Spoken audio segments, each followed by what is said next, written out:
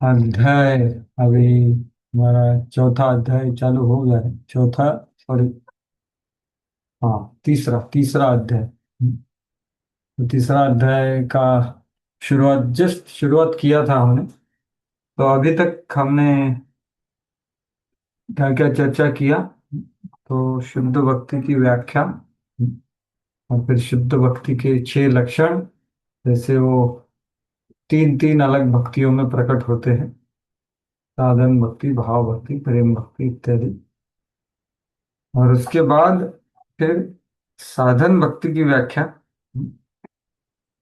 कि साधन भक्ति में क्या है, हमारे इंद्रिय, जो कर्मेंद्रिय, ज्ञानेंद्रिय, अंतःकरणेंद्रिय, ये सब भगवान की सेवा में लगाने का प्रयास, किसके लिए उद्देश्य है? भाव भक्ति प्राप्त करने। ये उद्देश्य और क्रिया, ये दोनों जिसमें होता है, ये इसको साधना विधा, कृति साध्य भवेत साध्य भाव साधना विधा। तो साधन भक्ति का हमने देखा। और अभी इसके आगे हम जा रहे हैं कि साधन भक्ति का चर्चा होने के बाद उसके भी कैसे, वो शास्त्र नहीं, वो शासन है ना। साधन भक्ति का अर्थ क्या? साधन भक्ति भी दो प्रकार की होती है: एक वैधि साधन भक्ति और एक रागानुग साधन भक्ति। तो वैधि साधन भक्ति का व्याख्या देखा फिर हमने कैसे, शास्त्र एवं शासनेन, जो शास्त्र के शासन से, गुरु के आदेश के भय से की जाने वाली भक्ति, ये बोलते विधि से, विधि विधानों से की जाने वाली भक्ति, ये है वैधि साधन भक्ति। तो इसका भी हमने चर्चा किया, और वो कैसे अलग अलग शास्त्रों में, जैसे भागवतम में 7वें स्कंद में नारद मुनि बताते हैं, या पद्म पुराण में स्मर्तव्यम सततम विष्णु केनापि, आ, तस्मात् केनापि उपायेन मनः कृष्ण निवेशय। ऐसा तो करके मन भक्ति में लगाओ। तो ये दो तरह की मुक्ति है। जब तक राग प्रकट नहीं होता, जो शास्त्र के शासन से प्रवृत्ति होती है, उसको वैधि साधन भक्ति बोलते हैं। यत्र रागा अनवप्तात् प्रकृतिरुपजायते शासनेनैव शास्त्रस्य सा वैधि भक्तिरुच्यते। तो वो हमने देखा कि उसका अलग अलग जगह पे प्रमाण दिया, भागवत से इत्यादि। और कैसे वर्णाश्रम का आचरण, ये भी उसमें आता है। लेकिन कौन से वर्णाश्रम का आचरण? जिसमें भगवान का पूजा होता है। तो प्रभुपाद जी ने वो सब बताया कि कैसे सभी लोग भक्ति में लग सकते हैं अपने क्रियाशीलता के अनुसार। तो ये सब होने के बाद अभी हमने अगला जो अध्याय है वो जस्ट चालू किया था, कि ये जो वैधि साधन भक्ति है, उसका अधिकारी कौन है। तो ये चल रहा था हम। तो उसको आगे बढ़ाएंगे। तो ये देख सकते हैं कि ये वैधि भक्ति के लिए पात्र।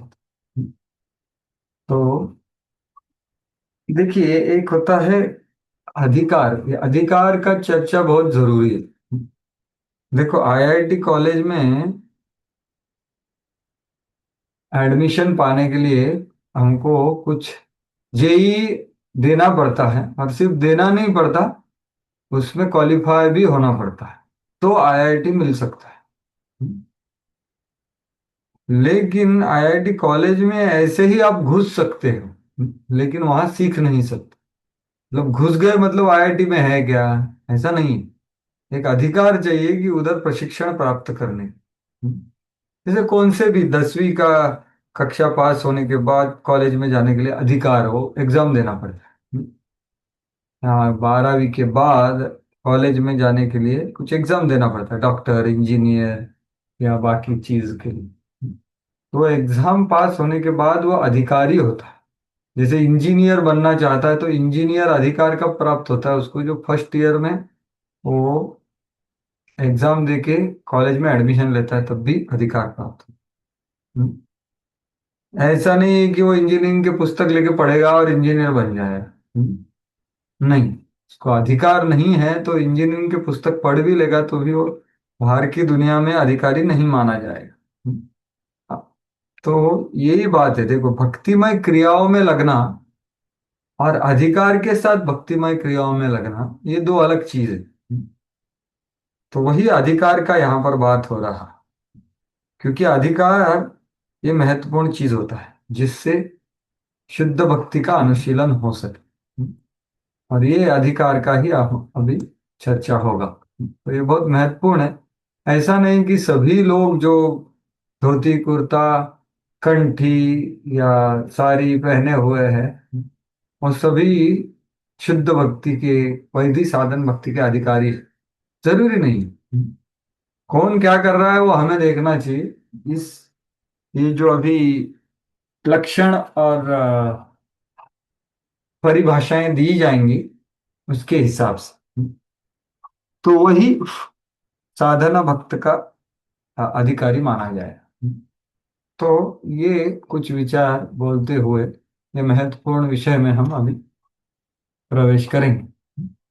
तो तत् अध्याय 3 भक्ति के लिए पात्रता, तो इसका प्राय जस्ट हमने स्पर्श किया था इसलिए वापस ले रहा हूं। तो भक्ति के लिए कौन सी भक्ति है, ये वैधि साधन भक्ति के लिए पात्रता है। ये रागानुगा भक्ति के लिए पात्रता नहीं, ये वैधि साधन भक्ति के लिए। तत्र अधिकारी यह केनाप्यतिभाग्येन जात श्रद्धोस्य सेवने नातिसक्तो न वैराग्य भाग अस्याम अधिकारस्तौ। तो ये रूप गोस्वामी द्वारा विरचित सुंदर श्लोक है। तो उसका प्राय प्रभुपाद जी ने बीच में भाषांतर दिया है, तो कोई पढ़ सकता है। कौन पढ़ेगा? पढ़िए कोई। अगर हाँ पढ़िए, तीनों पढ़ ली, तीनों लाइन पढ़ ली। भगवत भक्ति में 100% नियत रहने वाले महात्माओं की संगति अति भाग्य एन में रहकर मनुष्य को श्री कृष्ण के प्रति किंचित आकर्षण उत्पन्न हो जाता है, किंतु वह सकाम कर्मों एवं भौतिक इंद्रियों भोग के प्रति इतना आसक्त हो सकता है कि अन्य किसी प्रकार का त्याग करने के लिए तैयार न हो। यदि ऐसे व्यक्ति का कृष्ण के प्रति आकर्षण अविचल होता है तो वह भक्ति करने का योग्य पात्र बन जाता है। तो देखिए यहाँ पर पहला लाइन ये प्रमुख लक्षण है। वो क्या है? जात श्रद्धा अस्य सेवने, कि भगवान की सेवा में उसके हृदय में श्रद्धा जागृत होती है। ये प्रमुख अधिकारी है। जात श्रद्धा मतलब श्रद्धा का जन्म हो गया किसमें? अस्य सेवने, भगवान की सेवा में, श्रवण कीर्तन स्मरण पाद सेवन इत्यादि क्रियाओं में उसकी श्रद्धा प्रकट हो गई, श्रद्धा जन्म ले लिया। ये श्रद्धा ने जन्म कैसे लिया? ऐसे ही जन्म ले लिया क्या? नहीं, यह केना भी अति भाग्य के जीवन में बहुत बड़ा अति भाग्य उदय हो गया तभी। तो यह अति भाग्य का अर्थ क्या है? लॉटरी लग गया क्या? नहीं, ये अति भाग्य का अर्थ है कि उसको शुद्ध प्रेमी भक्तों का संग प्राप्त हुआ, इसलिए उसको अति भाग्य बोला। तो यही प्रभुपाद जी लिख रहे हैं कि भगवत भक्ति में 100% निरत रहने वाले महात्माओं की संगत। तो अति भाग्येन का अर्थ ये है। तो ये श्रद्धा अपने आप प्रकट हो गई ऐसा हो ही नहीं सकता। जिसके पास है वो दे सकता है, अपने आप प्रकट नहीं हो सकता। किसी के जिंदगी में ये लाइफ में है तो मतलब पिछले उसके जीवन में इसने कुछ शुद्ध भक्तों का संग किया इसलिए है। जैसे कुछ भक्तों के हम बच्चे देखते हैं, वो छोटे रहते तब भी उनका भक्ति में बड़ा रुचि होता। वो कैसे शक्य है कि वो पिछले जन्म में कुछ शुद्ध भक्त का संगति अति भाग्य प्राप्त कर चुके हैं, कि भक्ति कभी नष्ट नहीं होती। तो ये सबसे महत्वपूर्ण। केना भी अति भाग्य न का अर्थ है शत प्रतिशत निरत लेने वाले प्रेमी भक्त महात्माओं की संगति। और प्रभुपाद जी विशेष रूप से श्रद्धा को क्या भाषांतरित कर रहे हैं यहाँ पर, कि कृष्ण के प्रति किंचित आकर्षण। श्रद्धा और आकर्षण, ये प्रभुपाद जी समान शब्द इस्तेमाल करें। कृष्ण के प्रति आकर्षण हो गया, इसका अर्थ है श्रद्धा, इसलिए वो सेवा करेगा। और वो कैसे हो गया, क्योंकि जिस जो कृष्ण से प्रेम करता है उसका उन्होंने संग किया, उससे श्रवण किया, उसको प्रसन्न किया, उसका सेवा किया। ये संगति से ये श्रद्धा उत्पन्न होती। तो ये आदमी का एक ये प्रमुख लक्षण है। उसका गौण लक्षण क्या है, कि भाई वो ज्यादा वैरागी वाला भी नहीं है और ज्यादा आसक्त भी नहीं, न अतिसक्तो। मतलब वो भौतिक भोग में, भौतिक परिस्थिति के आनंद में, भौतिक आनंदों में ज्यादा अति आसक्त नहीं है। हालांकि उसको कुछ इच्छाएं हैं, भौतिक इच्छाएं, भौतिक क्रियाओं में, लेकिन अति आसक्ति नहीं, न अति सक्त। वो पहला है। और दूसरा क्या है, न वैराग्य भाग, मतलब ज्यादा निरासक्त भी नहीं, बहुत ज्यादा वैराग्य वाला भी नहीं। अस्याम अधिकारी अपि असौ। तो ये बंदा, ये वैधि साधन भक्ति के लिए अधिकारी है। तो यही चीज प्रभुपाद जी बोल रहे हैं कि सकाम कर्म एवं भौतिक इंद्रिय भोग के प्रति इतना आसक्त हो सकता है कि अन्य किसी प्रकार का त्याग करने के लिए तैयार ना हो। तो ये किसके लिए अधिकारी है, कर्म योग के लिए। ये भक्ति योग के लिए अधिकार नहीं। इसलिए प्रभुपाद क्या बोल रहे हैं, ये बहुत ज्यादा आसक्त है कि वो, उसको बताया जाए कि भाई थोड़ा छोड़ के कुछ सेवा में आओ, श्रवण में आओ, तो बोलेगा नहीं, अभी तो ये है। तो वो भक्ति का अधिकारी नहीं। वो ये प्रभुपाद जी पहले लाइन में बोले। लेकिन ऐसे कर्म, ऐसे अति अति आसक्त जो कर्म योग के लिए अधिकारी है, अगर ऐसे व्यक्ति को कोई शुद्ध भक्त का संग मिलके कृष्ण के प्रति आकर्षण होता है उसको, तो वो अधिकारी बन जाता है। ये प्रभुपाद जी यहाँ पर बोल रहे हैं। तो बहुत ही संक्षेप रूप में बहुत बड़ा तात्पर्य है, प्रभुपाद जी छोटा करके हमको समझा रहे हैं। तो ये रूप गोस्वामी बता रहे हैं। तो तीन चीजें हैं, शुद्ध भक्त की संगति से कृष्ण में, कृष्ण के सेवा में और कृष्ण में आकर्षण और श्रद्धा। और वो ज्यादा भौतिकता में आसक्त नहीं है, ज्यादा निरासक्त नहीं। ये तीन चीज है उसका अधिकारित्व। अभी ये जो परिभाषा दी है, इसका प्रमाण देते हुए 11वें स्कंद को उद्धृत करें। तो शुद्ध भक्तों की संगति में कृष्ण भावनामृत के लिए यह आकर्षण सौभाग्य का सूचक है। तो अति भाग्य न का अर्थ है शुद्ध भक्त का संग से कृष्ण भावनामृत का आकर्षण। तो ये है अति भाग्य न का तात्पर्य। चैतन्य महाप्रभु ने पुष्टि की है कि प्रामाणिक गुरु तथा कृष्ण दोनों ही की कृपा से केवल भाग्यवान व्यक्ति को भक्ति का बीज पाए। ब्रह्मांड भ्रमिते कोनो एक भाग्यवान जीव, गुरु कृष्ण प्रसाद पाए भक्ति लता। तो प्रभुपाद जी और एक भाग्य का अभ्यु उदय कब होता है, ये चेतन चैतामृत से उद्धृत है कि भाई कृष्ण की कृपा से गुरु की प्राप्ति होती है, गुरु से बीज मिलता है, तो उसको भाग्यवान बोलाएंगे। ना कि जिसको बहुत बड़ा भौतिक चीज लॉटरी लगे, कुछ कुछ प्राप्त हो, वो भाग्य की बात नहीं हो रही। तो जो अभी परिभाषा दी है उसका प्रमाण देते हुए भगवान के मुख कमल से आए हुए शब्दों को वो प्रमाण रूप में प्रस्तुत करें। यथै एकादशी यदृच्छया कथादौ जात श्रद्धोस्तु यः पुमान् न निर्विण्णो नातिसक्तो भक्ति योगोस्य सिद्धिदः। पढ़िए। हरे कृष्ण प्रभु। पढ़िए। मैंने मैं पढ़ा। पढ़ूं प्रभु? हाँ, अभी सूर्य नारायण कृष्ण को पढ़िए, उसके बाद आप पढ़िए। इस संदर्भ में भगवान कृष्ण श्रीमद् भागवत में 11.20.8 में कहते हैं कि 8 में कहते हैं, हे उद्धव, उति भाग्य से कोई भी मेरे प्रति आकृष्ट होता है, यदि वह सकाम कर्म से पूरी तरह विरक्त न भी हो या भक्ति के प्रति पूर्ण रूप से अनुरक्त न भी हो, तो भी ऐसी सेवा तुरंत प्रभाव दिखलाती है। तो वही चीज इधर भगवान बोल रहे हैं कि यदृच्छया।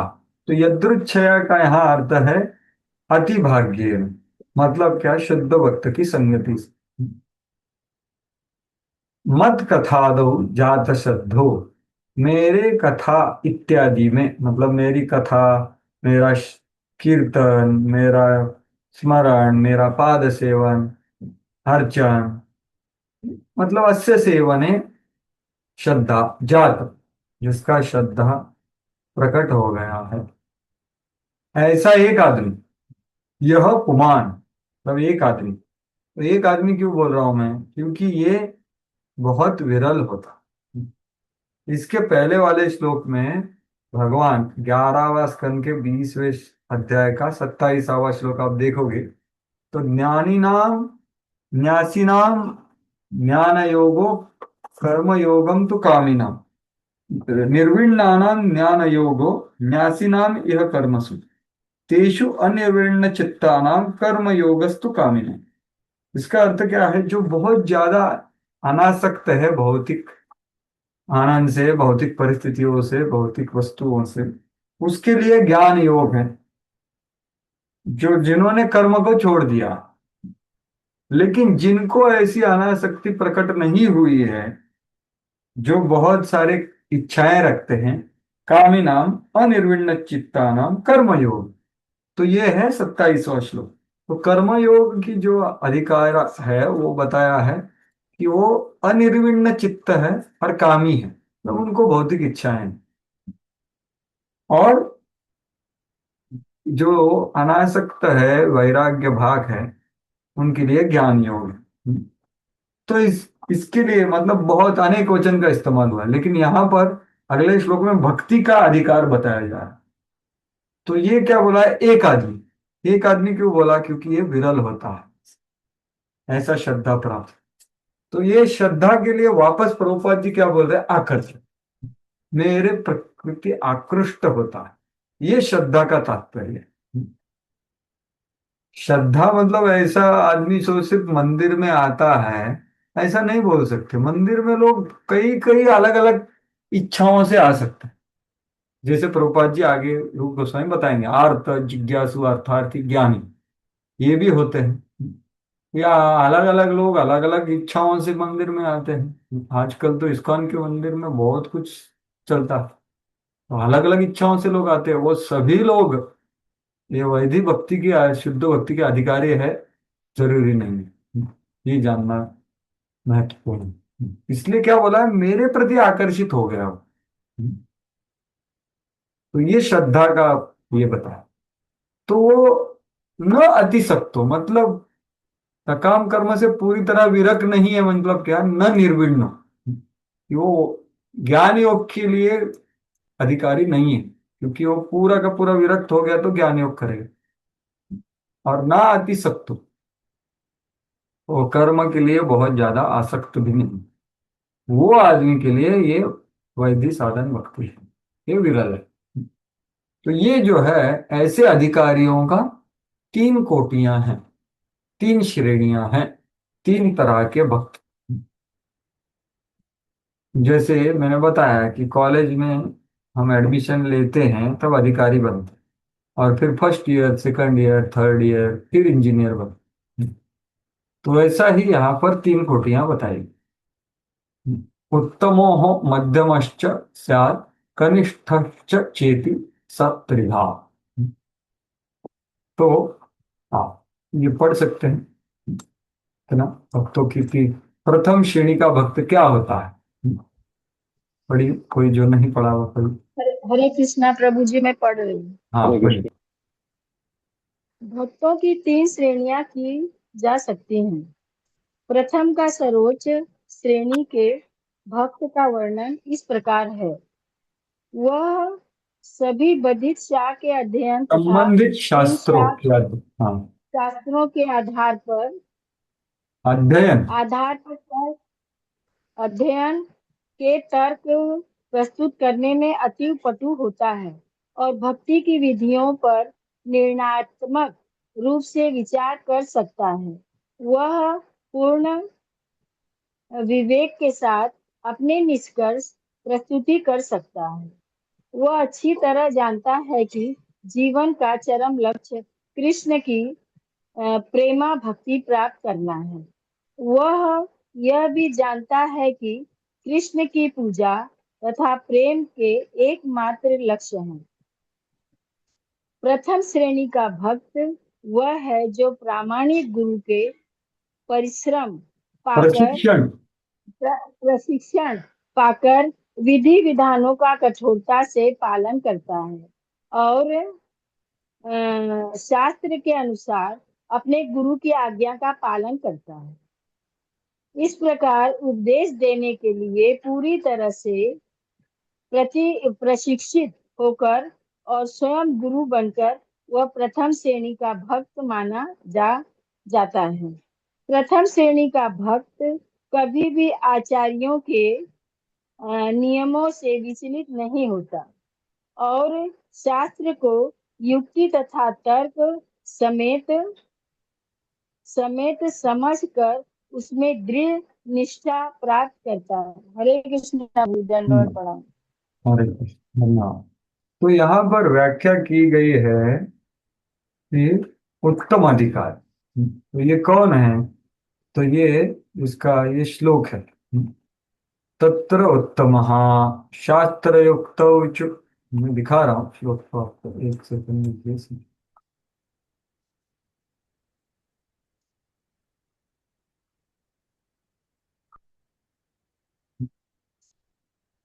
ये श्लोक है, तो प्रभुपाद जी इसका वर्णन करें कि तत्र उत्तमः, ये 3 श्रेणियों में उत्तम अधिकारी सबसे ऊंचा वाला वो कैसा होता है? शास्त्र युक्त च निपुणा। तो अलग अलग शास्त्रों से युक्तियां प्रस्तुत करके दूसरों को भक्ति में विश्वास देने के लिए वो बहुत निपुण होता है। इसलिए प्रभुपाद जी बोले वो गुरु स्वयं बन जाता। लेकिन कैसा बनता है कि अपने गुरु से बहुत ही अच्छे से प्रशिक्षित होकर विधि विधानों का कठोरता से पालन करके वो गुरु बनता है। तो इसलिए शास्त्र युक्त उच्च निपुणा मतलब ऐसा नहीं कि सिर्फ शास्त्र पढ़ के गुरु बना, नहीं। शास्त्र पढ़ के उसको जानेगा, गुरु को शरणागत होगा जो शास्त्र का तात्पर्य है, और फिर गुरु का आशीर्वाद पार करके वो गुरु बने। इसलिए वो गुरु कभी नहीं होता, वो शिष्य होता है हमेशा, सच्चा गुरु। सर्वथा दृढ़ निश्चय, वो हर समय काल परिस्थिति व्यक्ति उसमें उसका दृढ़ निश्चय होता। मतलब क्या बताया गया है ये, जो दृढ़ निश्चय का तात्पर्य बताते हुए बताया है, तत्व विचारेण साधन विचारेण पुरुषार्थ विचारेण च दृढ़ निश्चय इति अर्थः। सर्वथा दृढ़ निश्चय, प्रभुपाद क्या बोल रहे हैं उसका अर्थ है इधर, ये जो अर्थ है ये दृढ़ निश्चय का अर्थ है। मैं यहाँ पर ये कर रहा हूँ, ये जो है ये दृढ़ निश्चय का अर्थ है कि वह अच्छी तरह से जानता है कि जीवन का चरम लक्ष्य कृष्ण की प्रेम भक्ति प्राप्त करना। मतलब क्या? पुरुषार्थ विचारेण, कि भाई हमें प्रेम प्राप्ति करना, ये जगत में कुछ भी दो मुझे नहीं चाहिए। तो ये पहला है, पुरुषार्थ विचारेण दृढ़ निश्चय। साधन विचारेण, कि भाई ये प्रेम प्राप्ति करने के लिए जो साधन करना है वो वैदिक उसके विचार में भी उसका दृढ़ निश्चय होता। और तत्व विचारेण मतलब ये सब शास्त्रों का निचोड़ को वो समझता। तो ये है सर्वथा दृढ़ निश्चय। और फिर क्या बोला है? प्रौढ़ श्रद्धो अधिकारी सह यह, जिसका श्रद्धा प्रौढ़ हो चुका है। प्रौढ़ता समझ रहे आप? तो प्रौढ़ मतलब क्या? वो दृढ़ हो गया। दृढ़ से ज्यादा एक्चुअली, दृढ़ श्रद्धा है मध्यम अधिकारी, दृढ़ और बढ़ जाता है उसको बोलते हैं प्रौढ़, प्रौढ़ श्रद्धा, जिसको कोई टस से मस नहीं कर सकता, और कोई भी आ जाता है तो उसको वो श्रद्धा दे देता है अपनी। तो ऐसा प्रौढ़ श्रद्धा वाला अधिकारी है। स भक्ताओ उत्तमो मतः, ऐसा भक्त को मैं उत्तम अधिकारी कहता हूँ मेरे मत से, ऐसे रूप गोस्वामी बोल। तो ये इनकी सब क्या है, लक्षण दी गई। तो साधना विचारेण दृढ़ निश्चय का प्रभुपाद जी विस्तार करके बोल कि भाई वो कभी भी आचार्यों के नियमन से विचलित नहीं होते। कोई अपना कुछ तो चालू करता है ऐसा कभी नहीं करें। उन गुरु और पूर्ववर्ती आचार्य, उनके विचार, उनका विधि और उनके ऊपर विश्वास से ही वही रास्ते पे वो चलता। वो रास्ता वो खुद चलता है, वही रास्ते को दिखाता है, वही रास्ते को जानता है। ये है उत्तम अधिकारी। He knows the way, he goes the way, he shows the way. खुद का रास्ता कुछ नहीं दिखाता, बिल्कुल विचलित नहीं होता आचार्यों के नियमों से, और युक्ति तथा तर्क समझ उसको दृढ़ निश्चय प्राप्त करता है। तो ये है, तो यहाँ पर युक्ति का बात हो रहा है। तो युक्ति मतलब शास्त्र युक्त हो, तो ये शास्त्र युक्ति किसके लिए है अगर, तो वही आगे बोल रहे हैं, तर्क, तर्क करता है ना। लेकिन ये तर्क का क्यों किया जाता है, किसको दिखाने के लिए नहीं कि मैं बहुत श्रेष्ठ हूं, उसके लिए नहीं। प्रथम श्रेणी का भक्त समय का अपव्यय करने वाले शुष्क चिंतन की विधियों में रुचि नहीं दिखा। तो ये जो तर्क बोला, शास्त्र युक्ति बोला है, वो ये केशव काश्मीर जैसा नहीं कि वो घूम रहा है सब जगह पे, देखो साइन करो, मेरे साथ वाद विवाद करो और मैं सबसे अच्छा हूं। इसके लिए समय नहीं है। रूप सनातन गोस्वामी है, वो बोले भाई किधर साइन करना बताओ, हमें समय नहीं ये सब करने के लिए, भगवान का सेवा है, महाप्रभु ने सेवा दिया है। तो वो ये शास्त्र युक्ति से सुनी पड़ा मतलब वो समय का व्यय करने के लिए लोगों को परास्त करता है, ऐसा इसमें बिल्कुल रुचि नहीं। दूसरे शब्दों में जिस भक्ति के मामले में प्रौढ़ संकल्प कर लिया है वह प्रथम श्रेणी का भक्त है। तो ये है प्रथम श्रेणी का भक्त। तो इसलिए आपने इसमें पढ़ा होगा उपदेशामृत। उपदेशामृत आपने सबसे, इसके पहले ही ग्रंथ पढ़ा ना आपने उपदेशामृत। तो ये तीन तरह के अधिकारी कहाँ बताए गए थे, कौन से श्लोक में, इसका चर्चा किया रहेगा ना, कौन से श्लोक में चर्चा हुआ उपदेशामृत के, ये बहुत महत्वपूर्ण है। हरे कृष्ण संस्कृतम 5वें श्लोक में। पांचवें श्लोक कैसे, क्या अर्थ है उसका मोटा मोटी,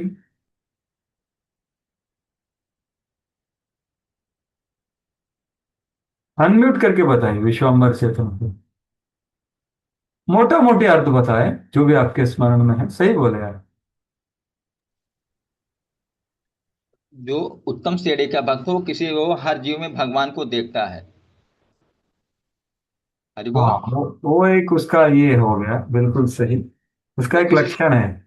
वो किसी से और देश नहीं करता। हाँ, रूप गोस्वामी क्या बोलते हैं श्लोक में, पांचवें श्लोक में, कि जो भगवान का नाम लेता है उसका मानसिक रूप से आदर करना। जो भगवान की विग्रह की सेवा में लगा है, उसका दीक्षा हो गया है, उसको दंडवत करना चाहिए, प्रणाम करना चाहिए। लेकिन जो भजन विज्ञ, अनन्य भजन विज्ञ है, उसका शुश्रूषा करना चाहिए। तो वही बात यहां पर हो रहा, वो है उत्तम अधिकार। कृष्णेति यस्य गिरितम मनसाद्रियेत, ये है कनिष्ठ अधिकार। दीक्षास्ति चेत प्रणतिभिश्च भजन्तमीश, ये है मध्यम अधिकार।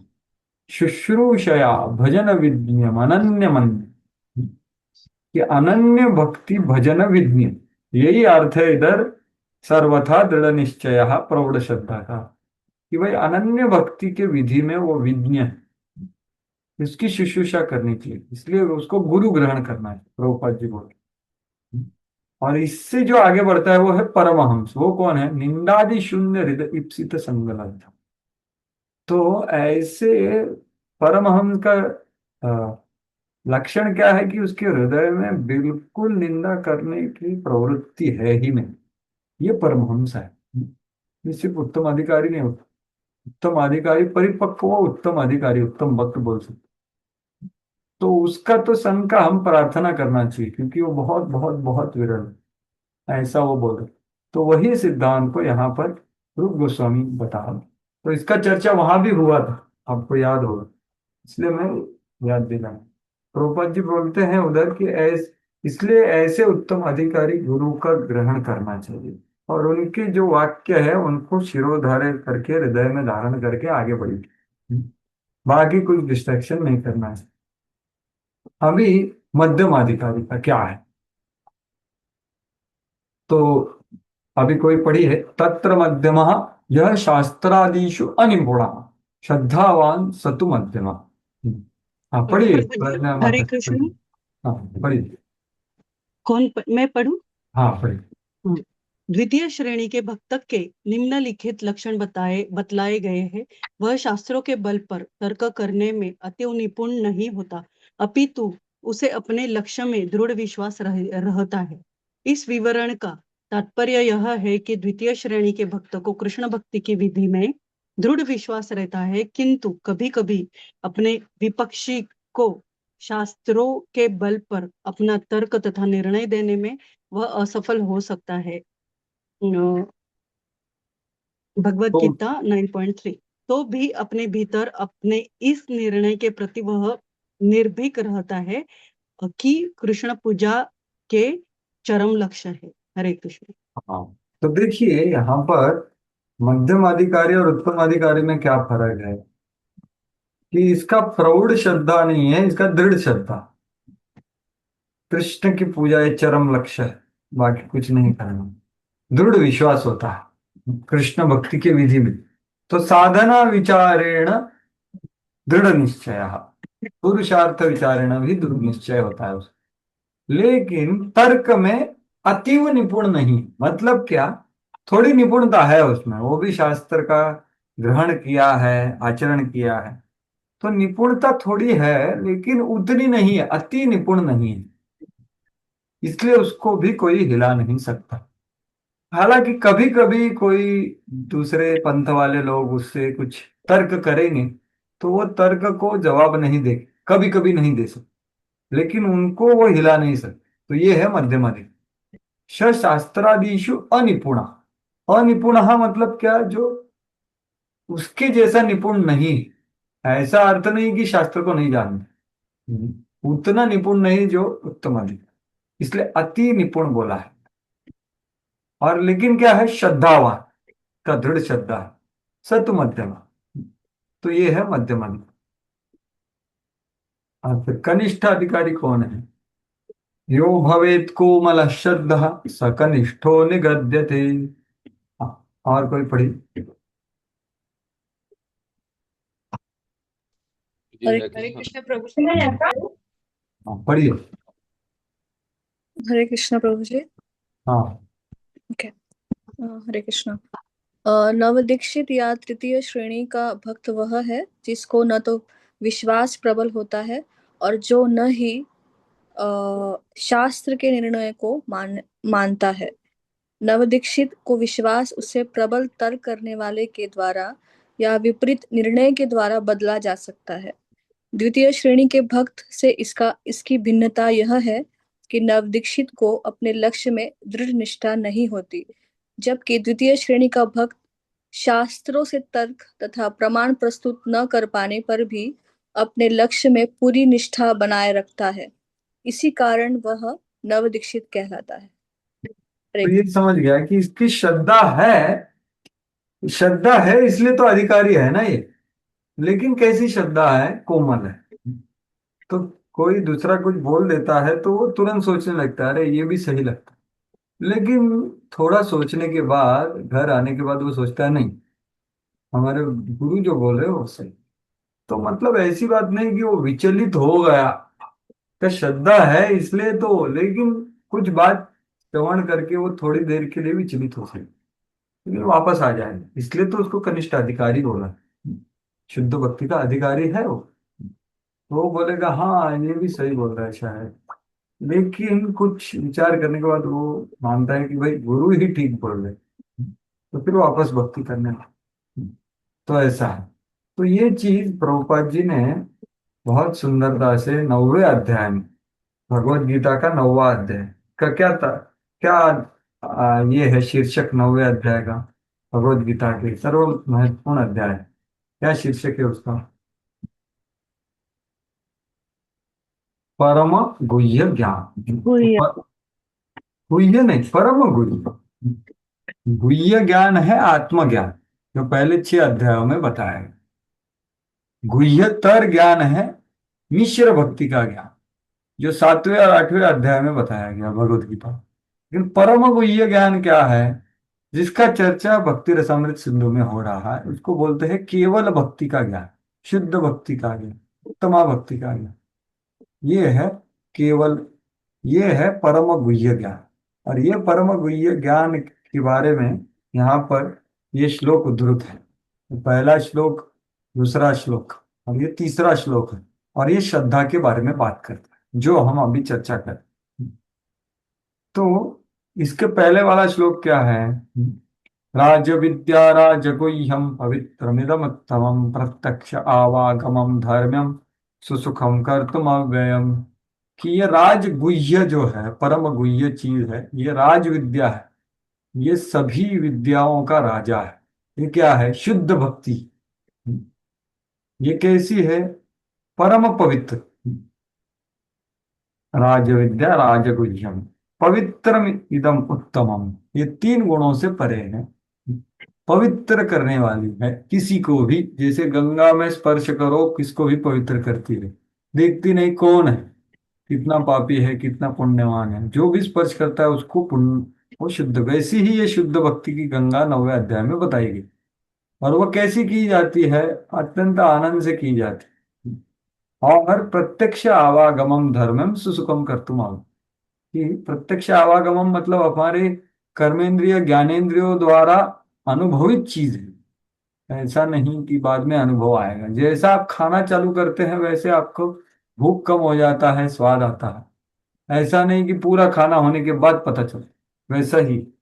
तो कौन से भी स्तर पे, तो ये भक्ति का बारे में, केवल भक्ति शुद्ध भक्ति के बारे में बताने के बाद ये श्लोक है, बहुत महत्वपूर्ण श्लोक है। अश्रद्धधाना पुरुषा धर्मस्यास्य परन्तप अप्राप्य माम निवर्तन्ते मृत्यु संसार वर्तमनि। तो देखिए, जो लोगों का ये अस्य धर्मस्य अश्रद्धधान, अस्य धर्म मतलब कौन सा धर्म? शुद्ध भक्ति का धर्म, केवल भक्ति का धर्म। जिनका इसके ऊपर श्रद्धा नहीं है, हे परंतप, वो मुझे कभी प्राप्त नहीं करते। अप्राप्य माम, तो क्या होता है उनका? निवर्तन्ते मृत्यु संसार वर्तमान, वो वापस लौटते हैं और घूमते रह जाते हैं ये जगत। तो वो कर्म योगी, ज्ञान योगी, या कोई और कुछ और मिश्र भक्ति वाले, ये सब लोग घूमते हैं, वो भगवान को प्राप्त नहीं, केवल भक्ति के ऊपर। तो ये तात्पर्य में प्रभुपाद 3 तरह के भक्तों का बहुत अच्छी तरह से बताते हैं, इसलिए मैं ये इसको उद्धृत कर रहा हूं।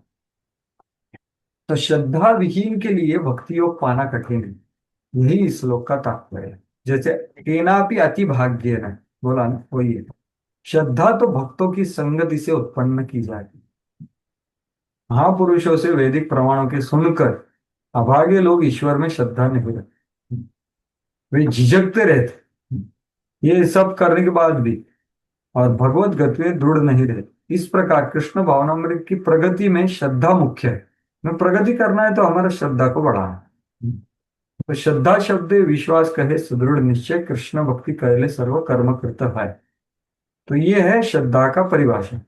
परमेश्वर श्री कृष्ण की सेवा के द्वारा आर्य सिद्धि की प्राप्ति की जाए, यह वास्तविक श्रद्धा है। और वही कि भाई जड़ में पानी डालो तो टहनी में पानी डालने का जरूरत नहीं है, हालांकि वो तो जरूरत नहीं है, वो हानिकारक है। इसलिए गीता पढ़ने के बाद मनुष्य को चाहिए कि वह गीता के इस निष्कर्ष पर आ गया कि भाई केवल भक्ति करनी, अन्य कार्य छोड़कर भगवान की सेवा करें, यह है आकर्षण। यदि वह इस जीवन दर्शन से विश्वस्त हो जाता है, यही श्रद्धा। तो जो आकर्षण हमने बताया, जात श्रद्धा जो बताया, वो है ये जीवन दर्शन से जो चलता है उसको कृष्ण में आकर्षण है कि भाई और कुछ छोड़कर कृष्ण की सेवा करनी। और इसकी विधि है कृष्ण भावनामृत। तो यहाँ पर प्रभुपाद 3 कोटियां बताते हैं, तो कृपया पहले पढ़िए तीसरी कोटि। देखो, कृष्ण भावनामृत व्यक्ति की 3 कोटि है। तो ये पढ़िए, ये शायद मैंने पहले दिखाया है आपको, दिखाया है 9वां अध्याय का 3रा श्लोक पहले, याद है किसी को? हाँ, तीसरे कोटि के ठीक है, पढ़िए आप। प्रभु जी। अच्छा। तीसरी कोटि में वे लोग आते हैं जो श्रद्धा विहीन है। यदि ऐसे लोग ऊपर ऊपर भक्ति में लगे रहें तो भी उन्हें सिद्ध अवस्था प्राप्त नहीं हो पाते। संभावना यही है कि वे लोग कुछ काल के बाद नीचे गिर जाएं। वे भले ही भक्ति में लगे रहें, किंतु पूर्ण विश्वास तथा श्रद्धा के अभाव में कृष्ण भावामृत में उनका लगा रह पाना कठिन है। नीचे कंटिन्यू करो प्रभु जी। हाँ, अपने प्रचार कार्यों के दौरान हमें इसका प्रत्यक्ष अनुभव है कि कुछ लोग आते हैं और किन्हीं गुप्त उद्देश्यों से कृष्ण भावामृत को ग्रहण करते हैं, किंतु जैसे ही उनकी आर्थिक दशा कुछ सुधर जाती है कि वे इस विधि को त्याग कर पुनः पुराने ढर्रे पर चले जाते हैं। कृष्ण भावामृत में केवल श्रद्धा के द्वारा ही प्रगति की जा सकती है। जहाँ तक श्रद्धा की बात है, जो व्यक्ति भक्ति साहित्य में निपुण है और जिसने दृढ़ श्रद्धा के अवस्था प्राप्त कर ली है, वो कृष्ण भावामृत का प्रथम कोटि का व्यक्ति कहलाता है। दूसरी कोटि में, हाँ। पर- दूसरी कोटि में वे व्यक्ति आते हैं जिन्हें भक्ति शास्त्रों का ज्ञान नहीं है, किंतु स्वतः ही उनकी दृढ़ श्रद्धा है कि कृष्ण भक्ति सर्वश्रेष्ठ मार्ग है, अतः वे इसे ग्रहण करते हैं। ठीक, तीसरी कोटि के व्यक्ति को यह ठीक है, यही इसका थोड़ा वर्णन करूंगा। इधर बहुत ग्राफिक बताया है प्रभुपाद कि देखो ये तीसरी कोटि के भक्त कैसे हैं। वो ऊपर ऊपर भक्ति में लगे हैं, भक्ति की क्रियाओं में लगे हुए हैं श्रद्धा से, लेकिन कोमल श्रद्धा है। इसका क्या अर्थ होता है कि वो ज्यादा देर तक टिक नहीं पाएंगे, या टिक भी गए तो भी लगे रहना बहुत मुश्किल। क्यों? क्योंकि दूसरे उद्देश्य होने की संभावना है। वही प्रभुपाद जी बोल। तो ऐसे लोग भगवान को प्राप्त, सिद्ध अवस्था प्राप्त नहीं कर सकते। तो ये इसलिए तीसरी कोटि से हमें दूसरी कोटि में जाना है, पहली कोटि में जाना है। उसके लिए क्या करना पड़ेगा? फिर हमें श्रद्धा को दृढ़ करना होगा। तो वो कैसा करना है, तो ये सब तो हमारा चर्चा होगा। तो वो कैसा करना है आगे प्रभुपाद जी बताते हैं। तो देखिए, ये तृतीय कोटि के व्यक्ति को यह श्रद्धा हो रहती है कि कृष्ण की भक्ति उत्तम है, किंतु भागवत तथा गीता जैसे शास्त्रों से उन्हें कृष्ण का पर्याप्त ज्ञान प्राप्त नहीं होता।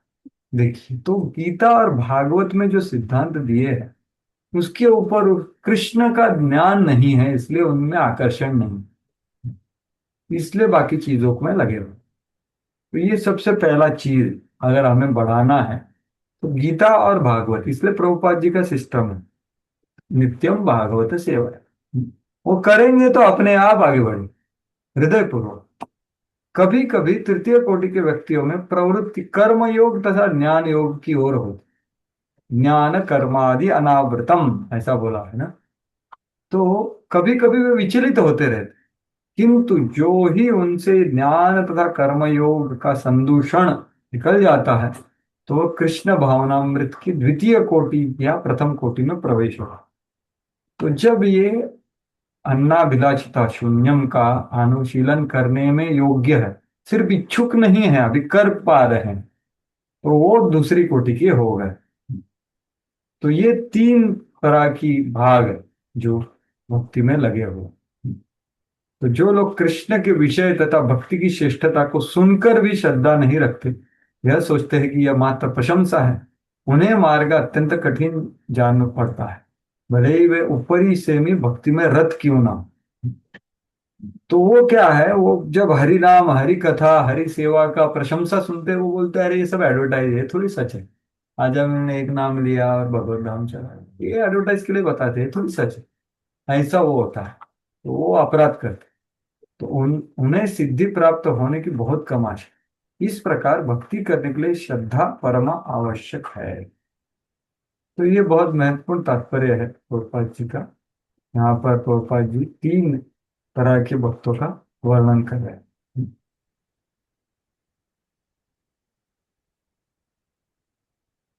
तो ठीक है, यही बताना था, ये स्पष्टता से प्रभुपाद बता रहे हैं।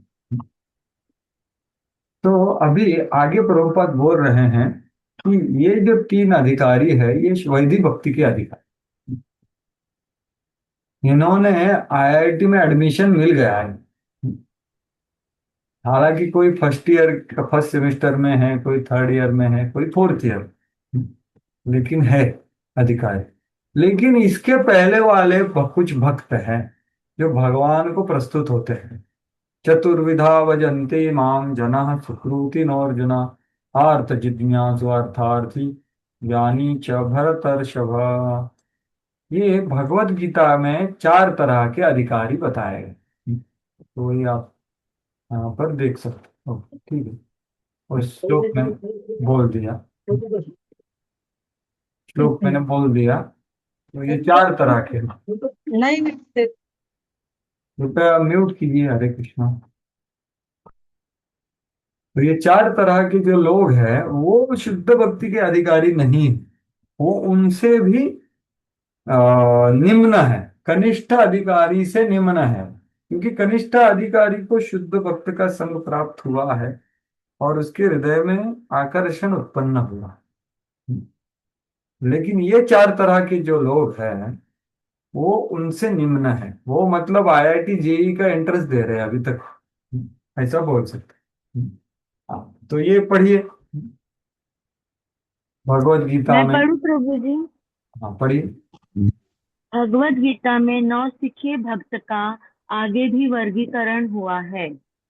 उसमें कहा गया है कि 4 प्रकार के लोग भक्ति शुरू करते हैं और अपनी अपनी तुष्टि के लिए भगवान के पास आते हैं। ये 4 प्रकार के लोग हैं आर्त, अर्थार्थी, जिज्ञासु तथा ज्ञानी।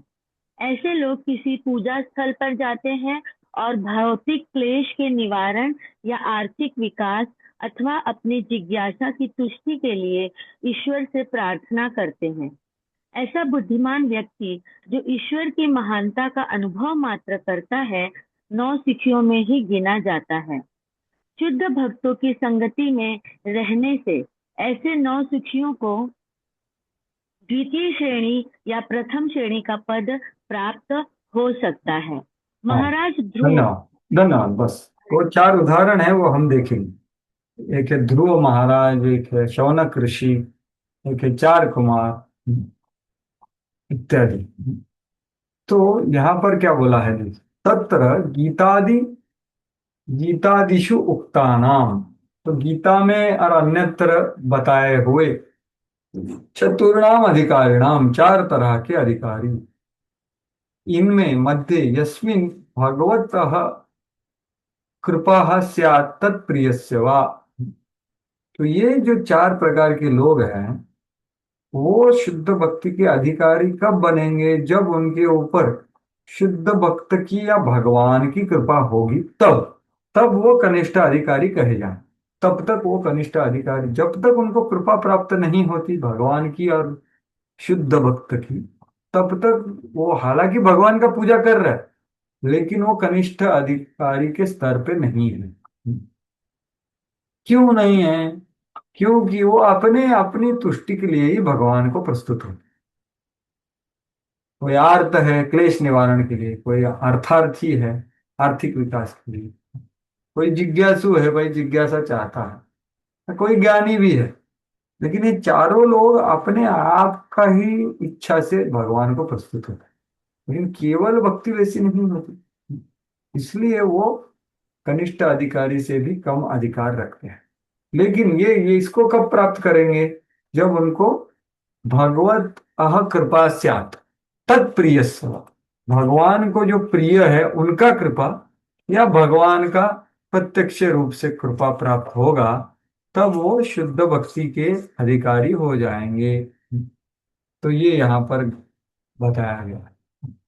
तो इसके चार उदाहरण दिए हैं जिसके द्वारा हम, जैसे ध्रुव महाराज ने भगवान का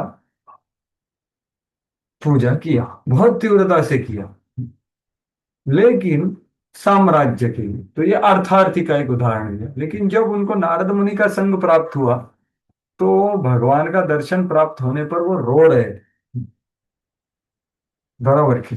तो ये है शुद्ध भक्ति जब उनके हृदय में प्रकट हुई शुद्ध भक्त की कृपा से, तब भी वो रो रहे थे, अरे क्या मैं क्या कर रहा था।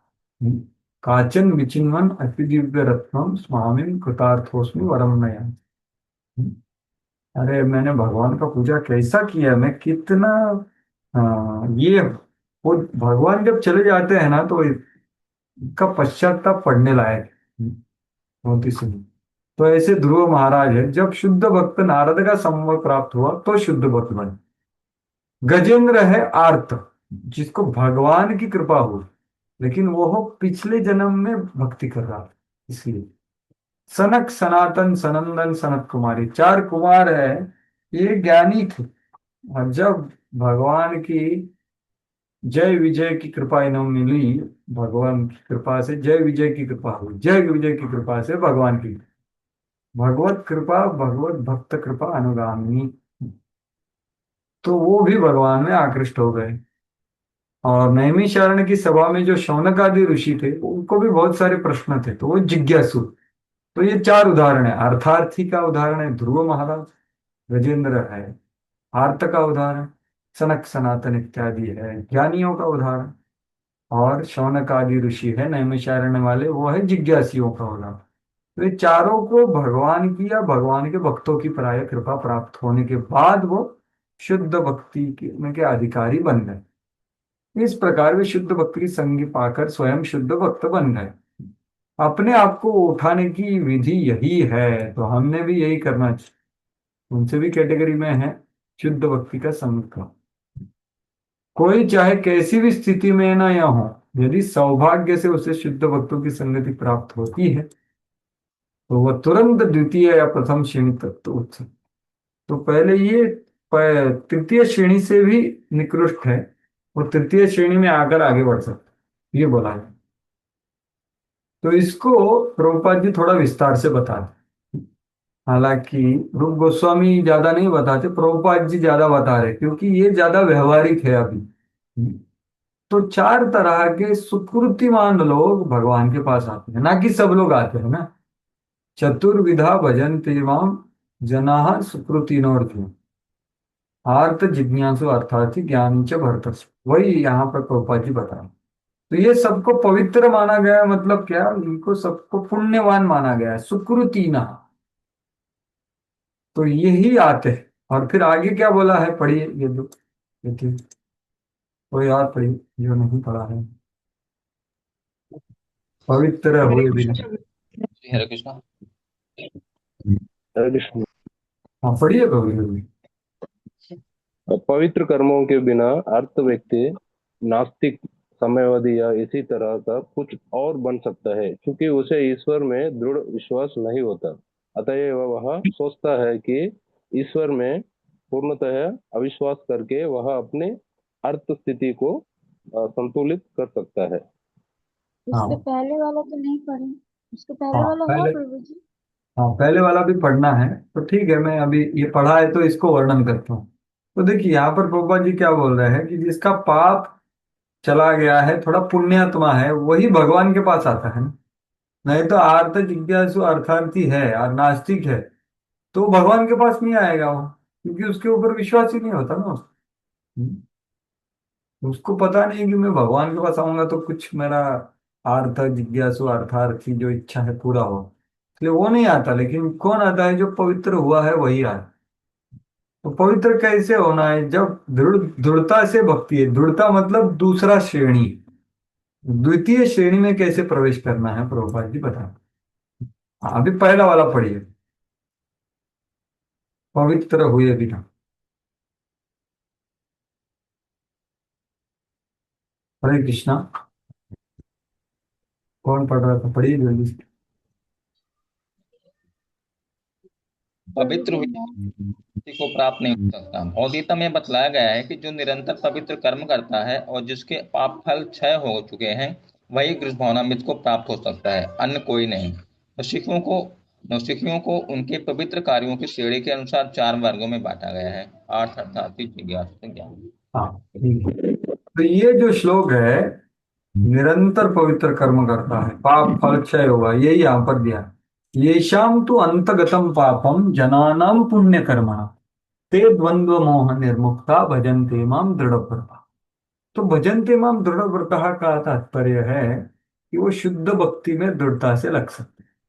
द्वंद्व से, द्वंद्वों में रहेंगे लेकिन द्वंद्वों का प्रभाव नहीं पड़ेगा, मोह में नहीं पड़ेगी। ये कैसे हो सकता है? तो ये द्वितीय श्रेणी के मध्यम अधिकारी का बात है। वो कैसे हो सकता है? जब वो क्लेशाग्नि हो जाएगा। क्लेशाग्नि में क्या हो जाएगा? अंतगतम पापम, मतलब क्या? अप्रारब्ध फलम पापम कूटम बीजम फलोन्मुखम, ये सब हमने चर्चा किया, वो नष्ट हो जाए, क्लेशाग्नि में नष्ट हो लगा, तब भी वो आगे बढ़ेंगे। लेकिन ये कब होगा? जब वो शुद्ध भक्ति का आचरण करेगा। लेकिन शुद्ध भक्ति का आचरण करना मतलब क्या? तो ये शब्द बहुत महत्व, जनानाम पुण्य कर्मण। जनानाम पुण्य कर्मणाम का अर्थ है कि कुएं खोदना, दान करना, ये अर्थ नहीं है। इसका अर्थ है शुद्ध भक्तों को प्रसन्न करना। पुण्य कर्म का अर्थ है आनंद देने वाली क्रियाएं, और जनानाम का तात्पर्य है शुद्ध भक्तों।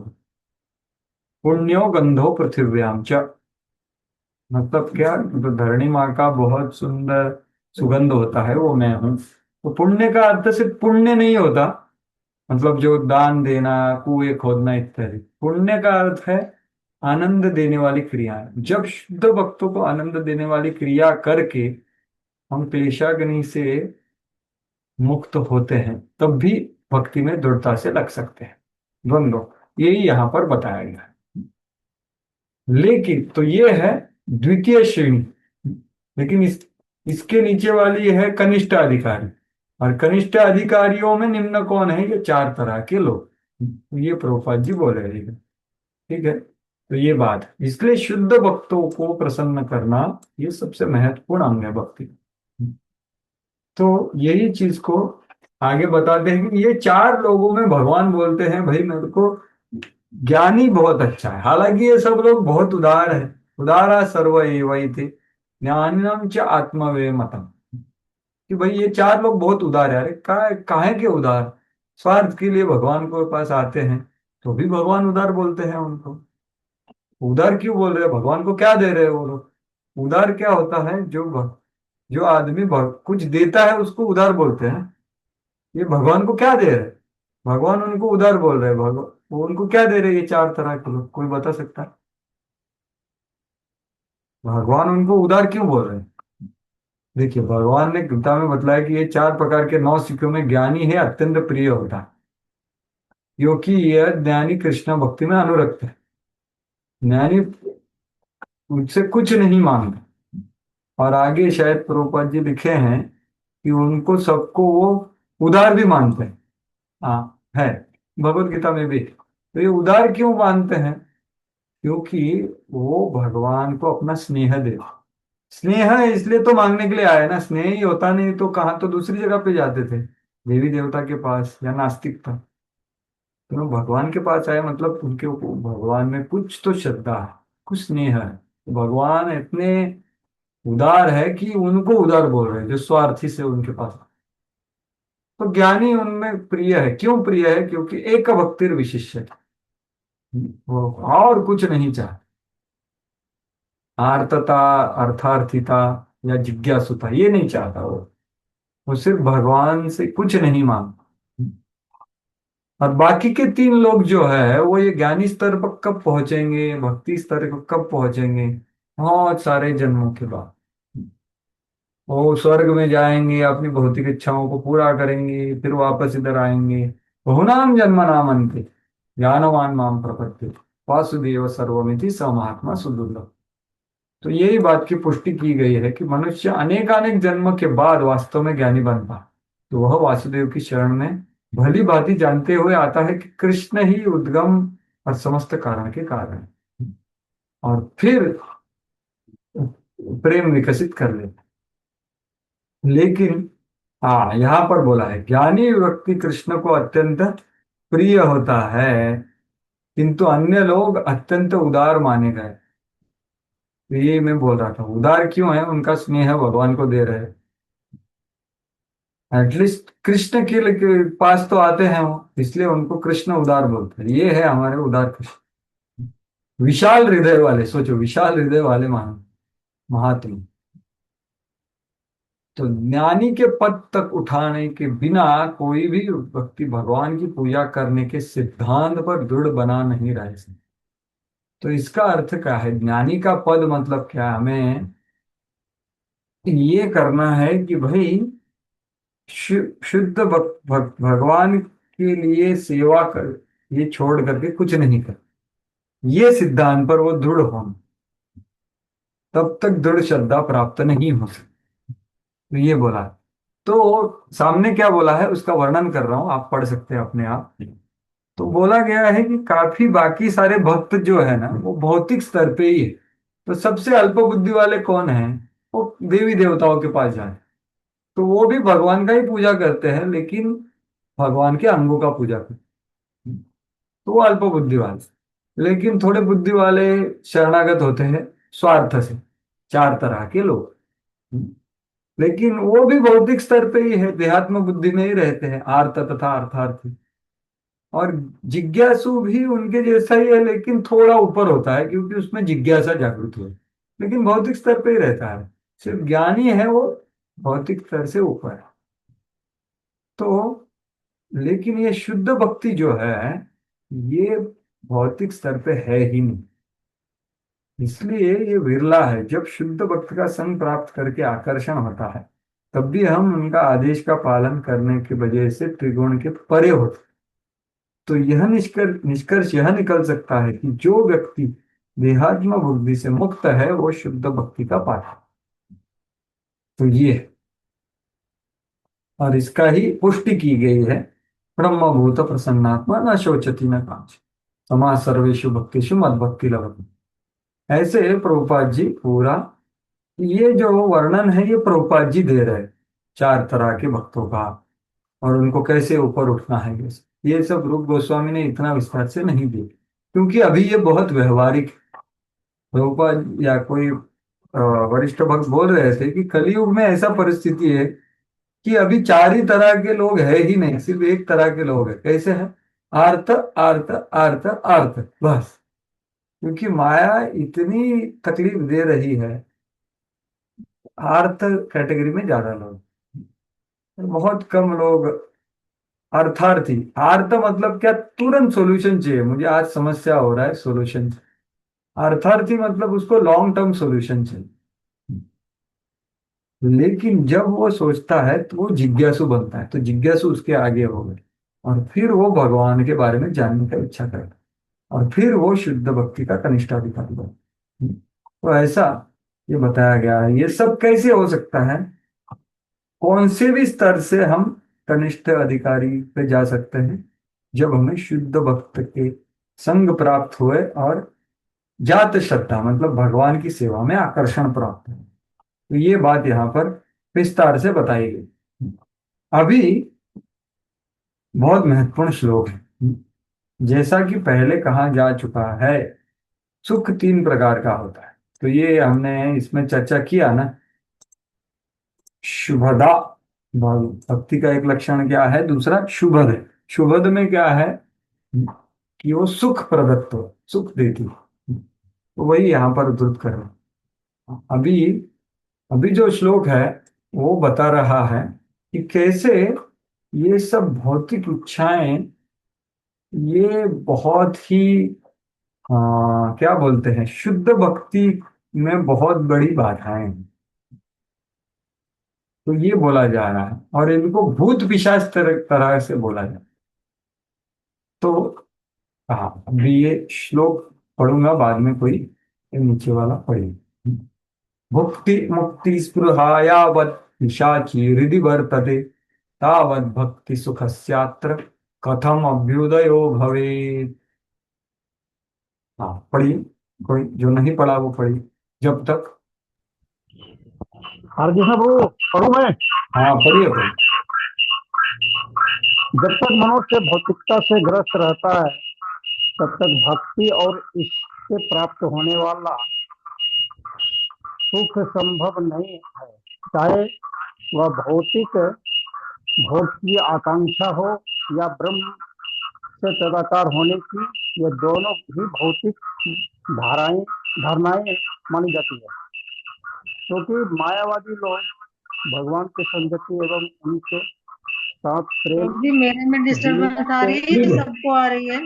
ठीक है प्रभु जी, थोड़ा आपके इसमें आवाज आ रहा है, तो बस अभी मैं वर्णन करता हूँ उसका। हाँ हमको भी आ रही है आवाज, पीछे कुछ इको आ रहा है। तो देखिए ये बहुत महत्वपूर्ण श्लोक है। क्या बोला जा रहा है इधर कि भुक्ति मुक्ति स्पृहा यावत पिशाची हृदि वर्तते। यावत और तावत, इसका अर्थ क्या है? जब तक, तब तक। जब तक हमारे हृदय में भुक्ति की स्पृहा और मुक्ति की स्पृहा, और उसको क्या बोला है? पिशाची। पिशाची मतलब भूतनी। भूतनी जब तक वर्तमान है तब तक, हाँ, तावत भक्ति सुखद कथम अभ्युदय है, ऐसा प्रश्न कर रहे हो कि तब शुद्ध भक्ति का सुख कैसे अनुभव किया जा सकता है, ऐसा मानो प्रश्न कर। तो ये इसके पीछे एक बहुत बड़ा लीला है। इसलिए जीव गोस्वामी और रूप गोस्वामी और वल्लभ भट्ट चैतन्य चरितामृत में इसका वर्णन आता है थोड़ा बहुत।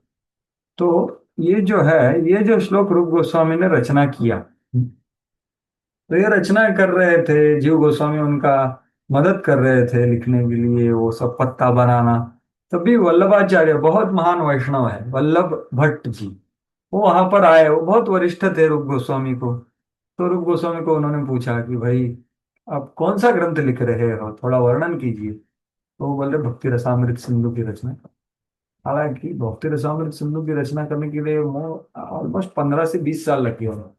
नाना शास्त्र विचारण निपुण, इन्हें शास्त्र से ये सब, तब भी ऐसा कंप्यूटर वगैरह था नहीं ऐसे प्रमाण देने की। तो उन्होंने ये श्लोक का रचना किया था, तो उन्होंने थोड़ा सा वर्णन किया ये श्लोक का कि देखिए ये श्लोक मैंने लिखा है, आप क्या सोचते हैं इसके बारे में। तो उन्होंने पढ़ के तो उनको थोड़ी आश्चर्य हुआ और आनंद भी हुआ।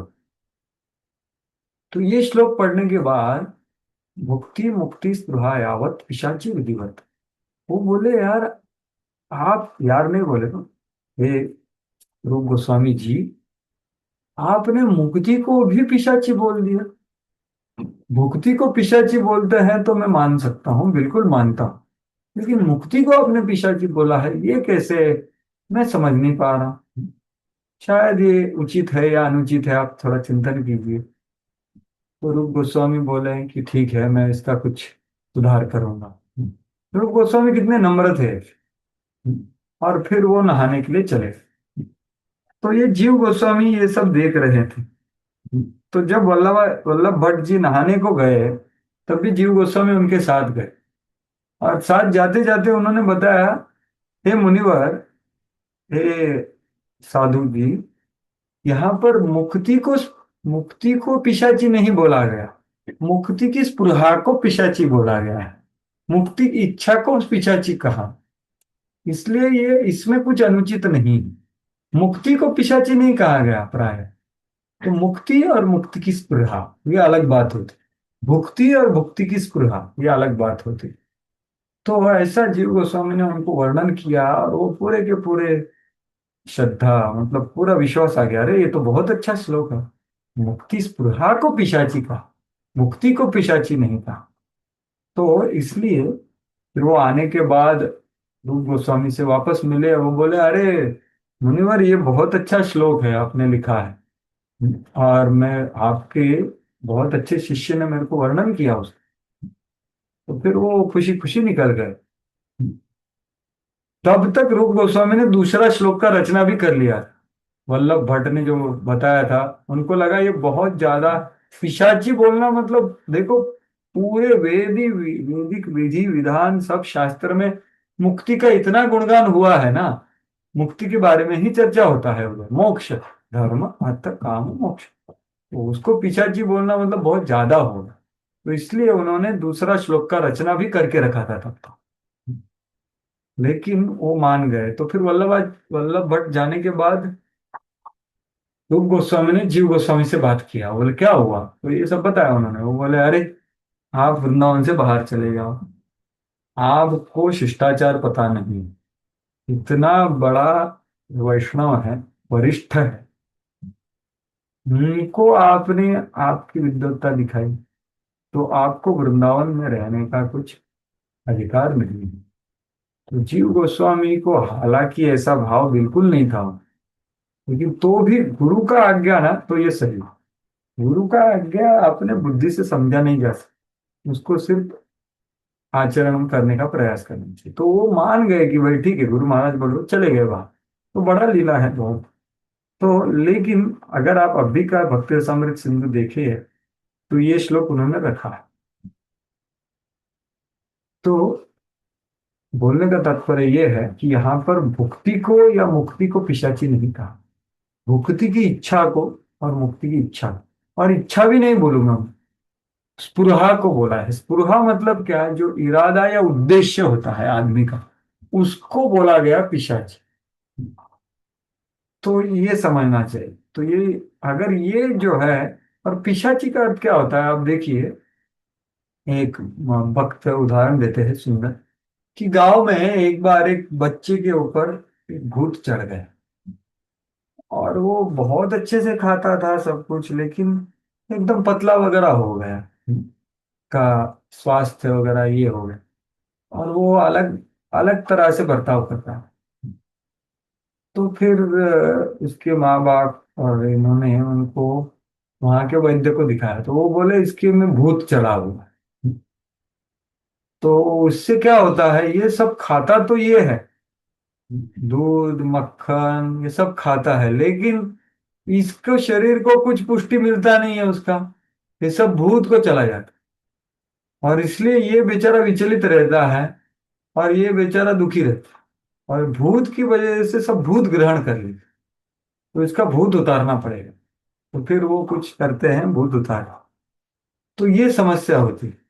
पिशाची क्यों बोला गया है, जब ये स्पृहा का अर्थ है तीव्र इच्छा या वारंवार इच्छा, भुक्ति का या मुक्ति का। इस अगर वो है, तो फिर शुद्ध भक्ति का आचरण नहीं होगा, और आचरण नहीं होगा तो अनुभव नहीं होगा, भक्ति का सुख का अनुभव नहीं होगा। कितना भी खाए, कितना भी माला करें, कितना भी भागवत पढ़े, कितना भी सेवा करे, वो सब भूत लेके जाएगा कि मेरे को पूजा लाभ प्रतिष्ठा चाहिए, तो भक्ति के सुख का अनुभव नहीं होगा, ये बोला गया है। तो पिशाची के रूप में। तो ऐसा प्रश्न कर रहे हो, कथम अभ्युदय भवेत्, अरे शुद्ध भक्ति का जो सुख है वो तब तक कैसे उसको अनुभव होगा। इसलिए ये दोनों इच्छाएं को बरकरार रखने में समस्या है। हम भौतिक जगत में हैं, कलयुग में हैं, भौतिक जीवन कर रहे थे भक्ति में आने से पहले, तो हमारे हृदय में भौतिक इच्छा होना स्वाभाविक है, लेकिन उनको पकड़ के रखना ये समस्या है। उनको पकड़ के रखना, उनको उद्देश्य बना, जैसे प्रभुपाद जी ने उदाहरण दिया ना, कुछ लोग उद्देश्य रखते हैं और फिर वो भक्ति में ऊपरी ऊपरी भक्ति करते हैं, वो उद्देश्य प्राप्त करना, तो फिर भक्ति का सुख प्राप्त नहीं होता। और ये क्यों होता है, गीता भागवत शास्त्र का कृष्ण का ज्ञान नहीं है, भक्ति का ज्ञान नहीं है, भक्त का ज्ञान। इसलिए उनको लगता है कि मैं जो कर रहा हूँ वो बढ़िया है, धोती कुर्ता तिलक, सेवा भी करता हूँ। लेकिन इरादा क्या है, भाव भक्ति प्राप्त करना है नहीं करना, क्या चाहिए, पूजा लाभ प्रतिष्ठा चाहिए, भोग चाहिए, मोक्ष चाहिए। तो ये सब दूसरी इच्छाएं हो, तो ये स्वाभाविक है कि हमारे हृदय में भौतिक इच्छाएं होती हैं। लेकिन उनसे आसक्त होना यही 10वां अपराध है। 10वां अपराध क्या है? नाम अपराध। हिंदी में कोई बोलेगा क्या 10वां नाम अपराध? हरिनाम की इतनी प्रगाढ़ महिमा सुनने पर भी भौतिक विषय आसक्ति बनाए रखा। हाँ, बिल्कुल, 4 2 3 में कि इतनी सारी महिमा श्रवण करके हरि नाम की, शुद्ध भक्ति की, तो भी भौतिक आसक्ति को बरकरार रखना, तो ये इससे अपराध भी होता है, और अपराध होने से आस्वादन कभी नहीं हो सकता, क्योंकि अविद्या बनी रहती है, अनर्थ बने रहते। तो अपराध, अविद्या, अनर्थ, ये चीज निकालने के लिए हमें आत्मनिरीक्षण करना होगा और शुद्ध भक्त का संकल्प, और इसको छोड़ना होगा। अगर ये हाथ में एक मोबाइल है, तो अगर हमें कुछ दूसरा हाथ में लेना है तो इसको छोड़ना पड़ेगा, तो दूसरा पकड़ सकते हैं ना, नहीं तो कैसे पकड़ेंगे? तो ये बात, छोड़ने का प्रयास तो करना चाहिए। तो इसलिए इसको क्या बोला है? पिशाची। इसलिए प्रभुपाद बोल रहे हैं, जब तक भौतिकता से ग्रस्त रहता है तब तक इससे प्राप्त होने, भक्ति और इससे प्राप्त होना सुख संभव नहीं। तो भौतिकता से ग्रस्त, प्रभुपाद जी ने मुक्ति और भुक्ति दोनों को भौतिक बोल दिया। ये है प्रभुपाद जी। शुद्ध भक्ति के लिए शुद्ध भक्ति छोड़ करके सभी कचरा हो, तो उनको मुक्ति इच्छा भी भौतिक ही हो गई प्रभुपाद जी के लिए। चाहे भौतिक भोग की आकांक्षा हो, यह है मुक्ति स्पृहा, या ब्रह्म से तालाकार होने की, वो है मुक्ति स्पृहा। ये दोनों भौतिक ही है, क्योंकि दोनों स्वार्थ है, भौतिक विचार ही है ना वो। तो मायावादी लोग ब्रह्म में विलीन होना चाहते हैं, नहीं तो भौतिक जगत में हर व्यक्ति अपने संगियों या पड़ोसियों के बीच मुखिया बनने का इच्छा करता है कि मैं सबसे अच्छा हूं, इसके लिए दिखावा के लिए। भौतिक विचारधारा के अंतर्गत हर व्यक्ति जाति, समाज या राष्ट्र की दृष्टि में अन्य सबों से बड़ा बनने की होड़ में लगा रहे हैं।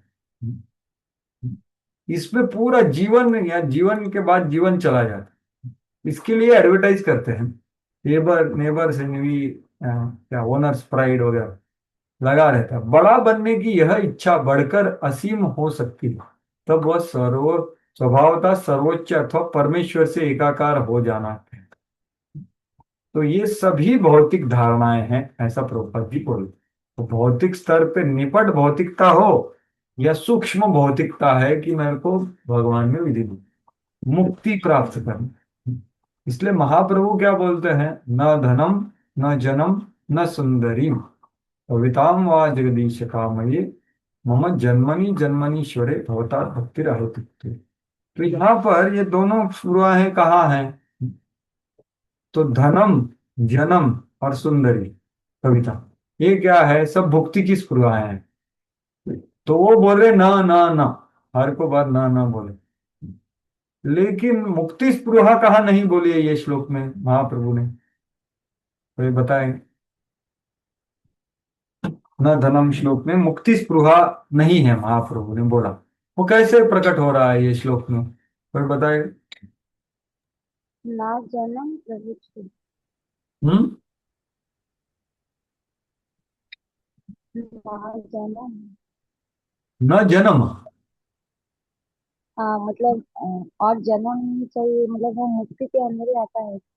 नहीं नहीं, वो जन्म, ये जन्म, वो जन्म नहीं है, वो जन्म मतलब बहुत सारे अनुयायी।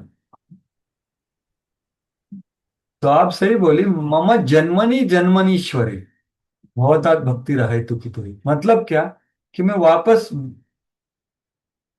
अ, जन्म लेने के लिए तैयार हूं, लेकिन मुझे क्या करनी? अहेतु की भक्ति करनी। तो ये मैं मतलब मुक्ति की इच्छा नहीं, ना मुक्ति की इच्छा है ना मुक्ति की इच्छा, सिर्फ अहेतु की भक्ति की इच्छा। तो यही महाप्रभु का भी प्रभुपाद जी उद्धरण करते हैं। तो ये भक्ति और मुक्ति की इच्छा का समस्या है। हम बाहरी रूप से बहुत सारा भक्ति करते रहेंगे, लेकिन उसका जैसे मैंने उदाहरण दिया वो बच्चे का, कि उसका कुछ अनुभव नहीं होगा शरीर को, वो भूत सब खा जाएगा, तो बाकी की इच्छाएं रखेंगे और उसको बरकरार रखेंगे तो वो सब खाएगा, भक्ति का अनुभव नहीं आए। अतएव यदि किसी व्यक्ति में भौतिक या आध्यात्मिक दृष्टि से अत्यंत महत्वपूर्ण बनकर अपनी इंद्रियों को तुष्ट करने की आकांक्षा रहती है, तो वह भक्ति असली मधुर स्वाद नहीं ले पाता। तो ये बात है, इसलिए तीसरा श्लोक है ना, तृणादपि सुनीचेन, बराबर। तो उसको महत्वपूर्ण बनने का इच्छा नहीं होता, का विचार तो उल्टा हो जाता है कि अरे मैं कितना पतित हूं।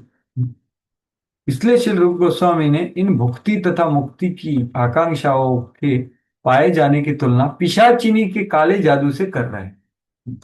काला जादू किसके ऊपर कर दिया है? तो ये कौन है? पिशाचिनी। कितने करोड़ों साल से काला जादू उसके अंडर ही चल रहा है। आप लोग तो जाने के लिए भी समय लगेगा, लेकिन जानना चाहिए कि भूत है, और ये दोनों कष्टप्रद है।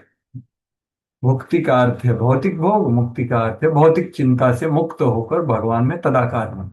तो ये क्या, ये एक जो कॉइन होता है उसके दो साइड है। भोग भोग भोग चाहिए, भोग में बहुत त्रस्त हो जाते हैं, तो मुझे मुक्ति मुक्ति मुक्ति चाहिए। तो ये दोनों गलत है, तो मुझे ही चाहिए ना, तो स्वार्थी हो गया। मुक्ति चाहिए, मुक्ति चाहिए, भगवान के लिए कहाँ कुछ है। तो ये भक्ति अलग है, तो ये इच्छाओं को छोड़ना। इन आकांक्षाओं की तुलना भूत प्रेत तथा पिशाचिनियों द्वारा पिछड़े पर पड़ जाने से की जाती, क्योंकि भौतिक भोग या भगवान से तादाकार होने की इच्छा के रहते हुए मनुष्य भक्ति का वास्तविक दिव्य स्वाद नहीं लेना ले पाता। तो इसलिए ये महत्वपूर्ण चीज है।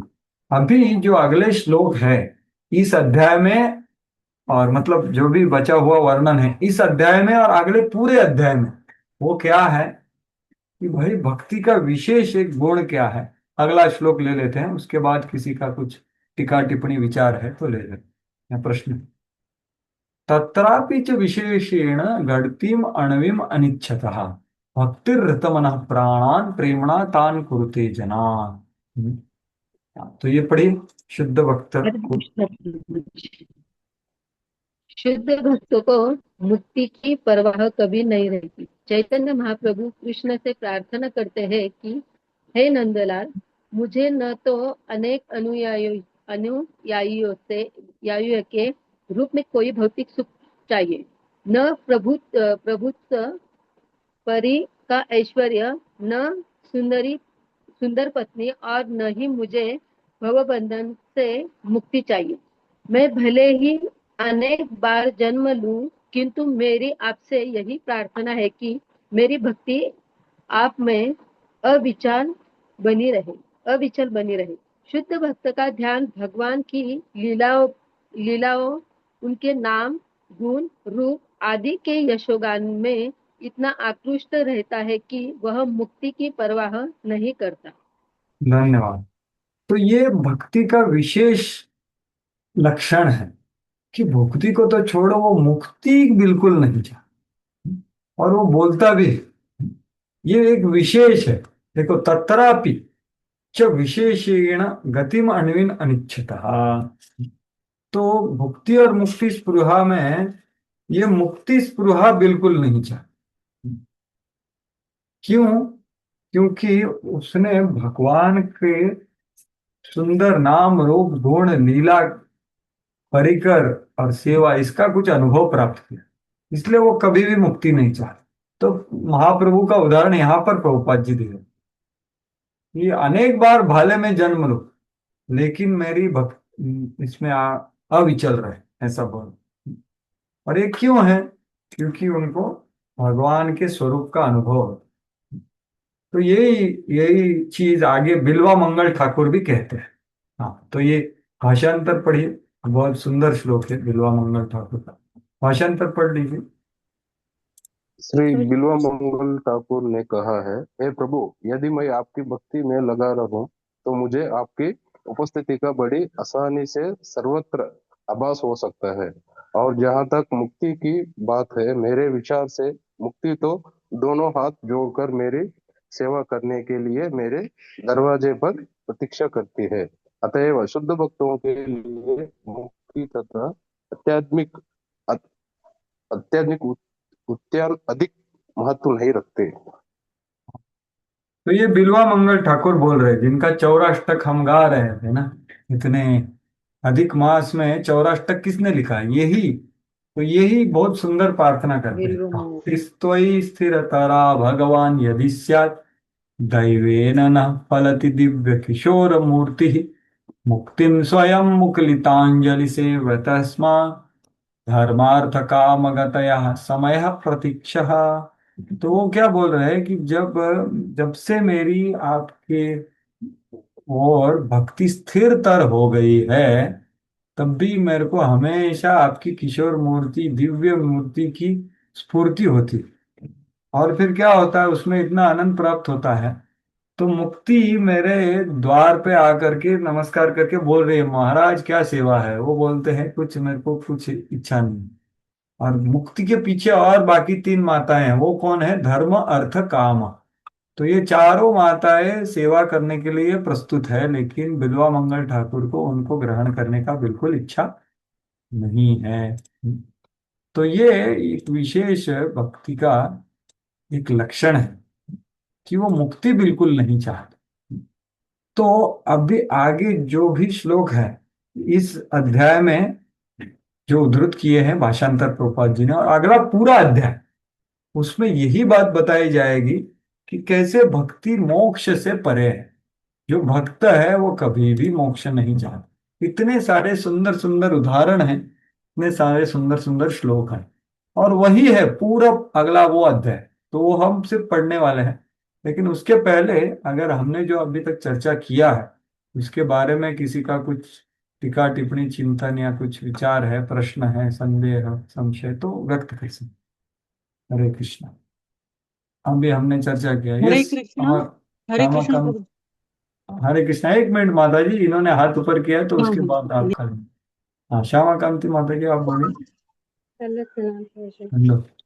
प्रभु जी, मैं पूछ रही थी कि जैसे आप बोले ना कि मुक्ति की आशा नहीं करते या इच्छा नहीं करते, बट भगवान की सेवा प्राप्त करना, भगवान का संग प्राप्त करना, ये तो मुक्ति नहीं है ना। मतलब जस्ट क्लेरिफिकेशन चाहिए कि बस आपसे दूर रह के थक गए, अभी हम आपके पास आना चाहते हैं, तो ऐसी भी इच्छा होनी चाहिए। आपकी सेवा में आना चाहते हैं, तो ये ठीक है कि गलत है?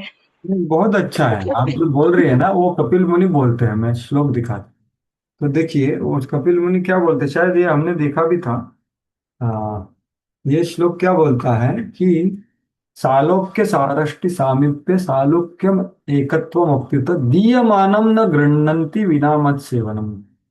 तो भगवान कपिल मुनि बोल रहे हैं भक्तों के बारे में कि मैं ये भक्तों को जब ये पांच मुक्ति देता हूं तो वो नहीं लेना चाहता, और वो बोलते हैं मेरे को सेवा है क्या कुछ तो मेरे को मुक्ति दे सकते, सेवा नहीं है तो मुझे नहीं चाहिए।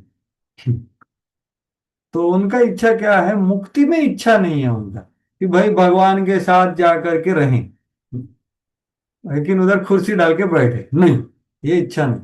सामीप्य मतलब उनके निकट जाके जाए, लेकिन सेवा है क्या? नहीं। सालोक्य मतलब उनके लोक में जाके रहें, लेकिन सेवा है क्या? वो पूछेंगे। सालोक्य सारष्टि मतलब उनके जैसा ऐश्वर्य चाहिए, सारूप्य मतलब उनके जैसा रूप चाहिए, जैसे वैकुंठ में होता है। गोलोक में तो सारूप्य है ही नहीं, क्योंकि भगवान कृष्ण का रूप है, भगवान का ही। तो ये मुक्तियां वो कैसा है, वो सेवा चाहते हैं, वही उनकी शुद्धता है। मुक्ति चाहना भी एक स्वार्थ हो गया ना माता जी, सिर्फ मुक्ति चाहना, सेवा छोड़ के। तो यही है, ये श्लोक दिखा रहा हूँ आपको स्पष्टता के लिए। तो हमारा प्रेयर सेवा के साथ मुक्ति, या फिर सेवा दो चाहे यहाँ चाहे वहां, ऐसा होना चाहिए? प्रेयर क्या होना चाहिए? What should be prayer hour? Mahaprabhu ने बता दिया, वही बेस्ट है सबसे। न धनम न जनम न संपत्ति कविता माँ जगदीश काम।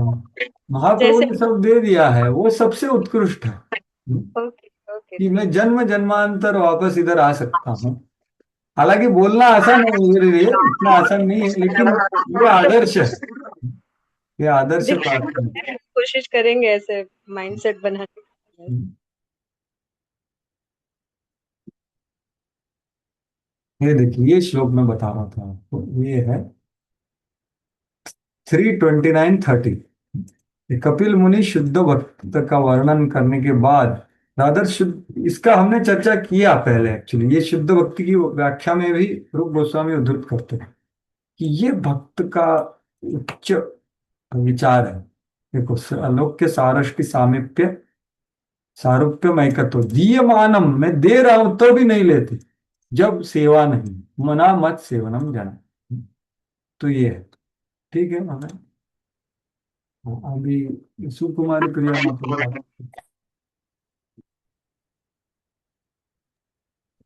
हरे कृष्ण प्रभु जी, दंडवत हाँ, प्रणाम।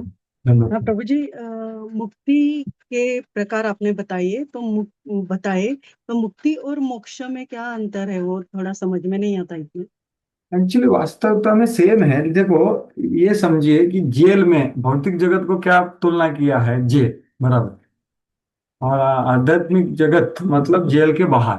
लेकिन उसमें भी बहुत सारे प्रकार हैं, जैसे कि जेल के बाहर एक जलाशय होता है, वहां पर जाके रहना, या जेल के बाहर राजा के राज्य में रहना, या जेल के बाहर राजा के राज्य में राजा के महल में रहना, या जेल के बाहर राजा के राज्य के राजा के महल में उसके अंतःपुर में रहना। ये सब जेल के बाहर ही है ना, लेकिन इसमें अंतर है। तो मोक्ष का अर्थ क्या है, जेल के बाहर मतलब जन्म मृत्यु जरा व्याधि के परे जाना। तो कोई ब्रह्म में लीन भी हो गया, मतलब क्या, जेल के बाहर जो पानी होता है वहां पर वो रहता, तो वो भी मुक्त मोक्ष कहा जाए। लेकिन उससे ज्यादा क्या है कि राजा के राज्य में प्रवेश करना, वो हो गया सालोक्य, वो लोक में रहना। लेकिन उससे बेहतर क्या है कि भगवान राजा के साथ रहना, सामीप्य इत्यादि, या राजा की तरह रूप इत्यादि। तो ये सभी, ये मुक्ति ही है। मुक्ति मोक्ष में ज्यादा अंतर नहीं है। मोक्ष के अलग अलग या मुक्ति के अलग अलग प्रकार है, इसलिए 5 प्रकार है। उसमें एक सायुज्य है, वो है विलीन होना ब्रह्म में, और ये बाकी के 4 है, ये वैकुंठ में प्राप्त होते।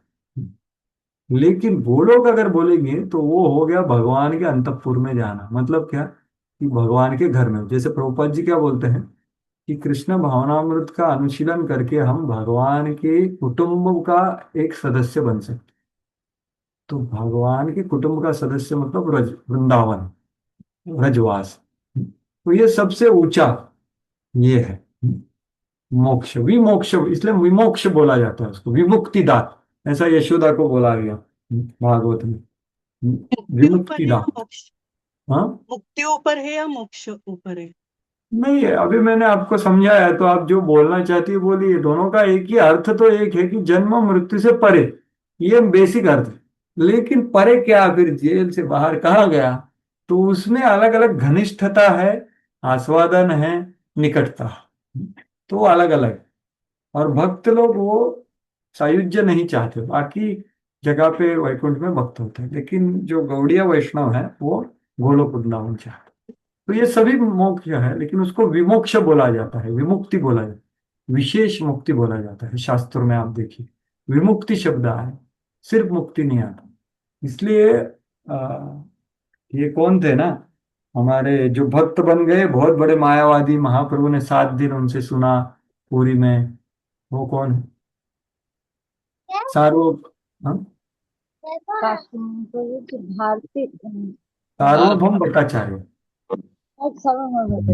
हाँ, तो सार्वभौम भट्टाचार्य मायावादी थे ना। जब उन्होंने ये श्लोक सुना ना, तत्ते नुकंपाम सुसुमिक्षमाणो भुंजानैवात्मकृतं विपाकम हृद्वाग्वपोभिर्विदधाम नमस्ते जीवे तयो मुक्ति पदे सदाय भाग।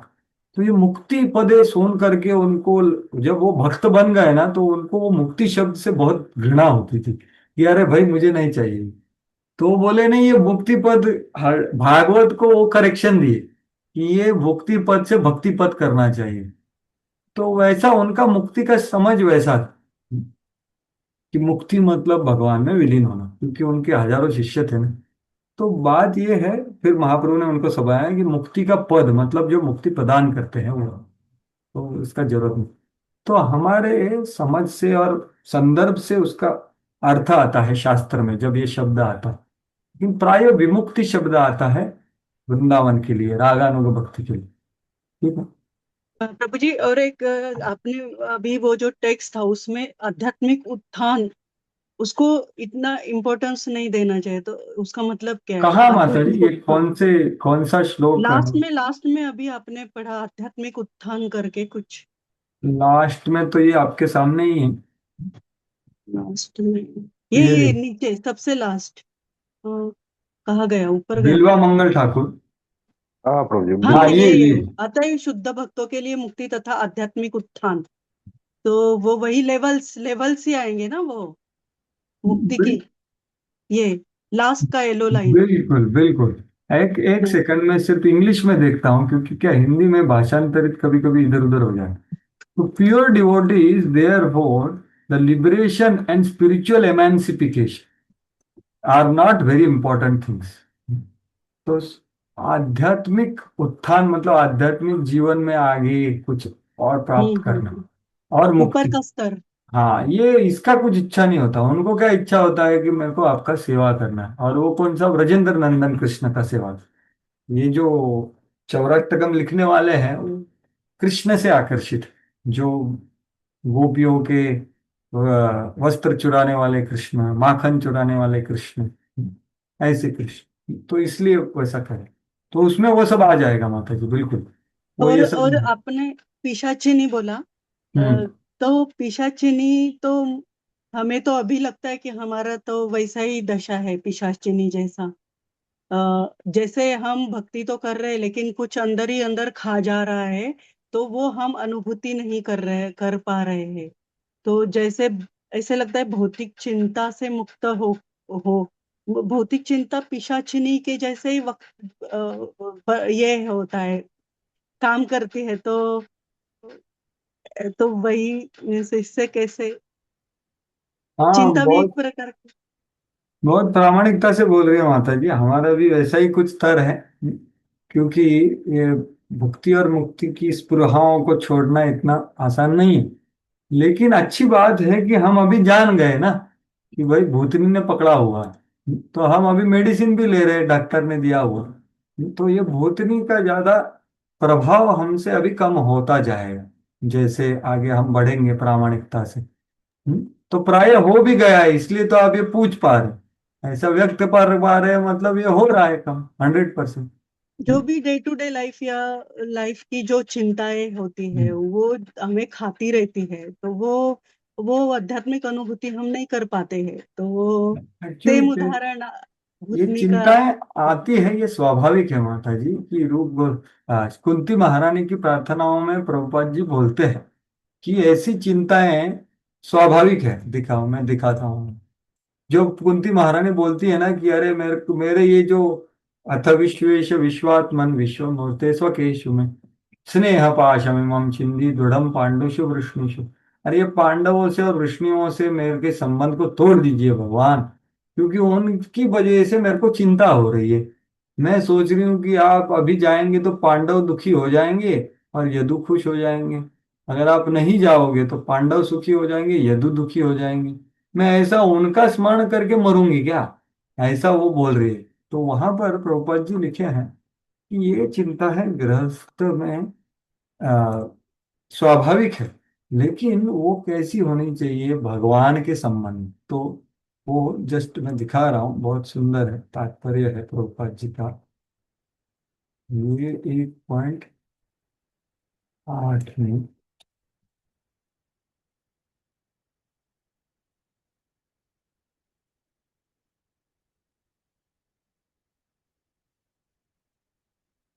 तो चिंताएं अलग अलग तरह से हो सकती हैं। बड़ी चिंता होती है संबंधों की वजह से, सबसे बड़ी तो ये है वो श्लोक जो मैं बता रहा था आपको, अथ विश्व। तो यहाँ पर प्रभुपाद जी स्पष्टता से बोल रहे हैं कि देखो, शुद्ध भक्त भगवान से कुछ मांगने के लिए कभी अब ये लज्जित होता है स्वार्थ के मांगने के लिए, ऐसा। ही ashamed to ask anything, but householders are sometimes obliged to ask favors from the Lord। Being bound by the tie of family affection. तो ये पारिवारिक स्नेह से या पारिवारिक परिवार को चलाने के लिए या अलग अलग तरह की चिंताएं हो सकती है। और मैं ऐसा गृहस्थों के नहीं, हाँ, सन्यासी या जो वैरागी है उनको भी अलग तरह की चिंताएं होती है। जब तक ये भौतिक देह है तब तक ये सब होगा। लेकिन हमने क्या करना चाहिए वो यहाँ पर बोला है कि इसको जान करके कृष्ण के संबंध में देखना चाहिए कि हमारा जो संबंध है किसी से वो कृष्ण के थ्रू उनसे होना चाहिए। तो फिर वो चिंता, क्योंकि क्या है, अगर वो भक्त है तो उसकी चिंता कृष्ण करेंगे, और वो भक्त नहीं भी है क्योंकि आपके संपर्क में है तो भी कृष्ण चिंता करें। प्राय थोड़ा सा कम हो जाएगा क्योंकि डायरेक्ट भक्त है तो कृष्ण के डायरेक्ट चिंतन में वो आ जाते। तो वो वही बोल रही है, हे विश्वेश, हे विश्वात्मन, विश्व मूर्ति, मतलब क्या कि आप ये जगत को चला रहे हो। आप सबके जगत के हृदय में उपस्थित हो। तो आप यादव और पांडव के हृदय में भी हो और आप उनके बारे में आप सोच रहे हो, आप चिंता कर रहे हो। मैं क्यों चिंता कर रही हूँ, इसलिए मेरा ये आप काटिए। तो ये है, तो ये स्वाभाविक है क्योंकि ये स्नेह होता है। लेकिन आगे क्या बोल रही है, तो भगवान उनको मानो बोलते हैं, अरे अरे कुंती देवी, आपको भक्तों से ये पांडव और यादव तो भक्त है ना, तो आप भक्तों से अपने संबंध को काट रही है, तो मुझके भी संबंध को काटना है क्या तुझे? आपको ब्रह्मन में विलीन होना है क्या? ऐसा वो पूछते हैं, चक्रवर्ती ठाकुर बोलते। तो बोलते नहीं नहीं नहीं नहीं नहीं भगवान, ऐसा नहीं है। अगला श्लोक वो क्या बोलती है, त्वयि मे अनन्य विषया मतिर् मधुपते सकृत रतिम उद्वहता मद्धा गंगे वौघम दन्वती। हे भगवान, मैं ऐसा बिल्कुल नहीं चाहती, वो बहुत बड़े चरम भक्त है, लेकिन मेरा जो दैहिक या जो रक्त का जो संबंध है ना वो मैं पहले देखती हूँ। मेरे को उनको भक्त करके देखना। तो आप में मेरा चिंतन होए हमेशा, जैसे गंगा जी जाती। तो ये बोल रही है। तो इसके इसके ही तात्पर्य में प्रभुपाद जी लिखते हैं।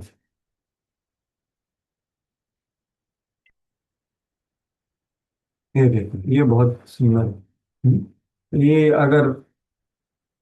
अगर आपके पास हिंदी है तो ये पढ़ सकते हैं, बहुत सुंदर है। ये जो अंतिम पैराग्राफ है ना, तो किसी के पास है तो अंतिम में पढ़ सकते हैं। तो देखिए माता जी, आप जो बोल रही हैं, तो ये हम साधक हैं सब, तो हम प्रयास कर रहे हैं, तो प्रयास में लगना चाहिए।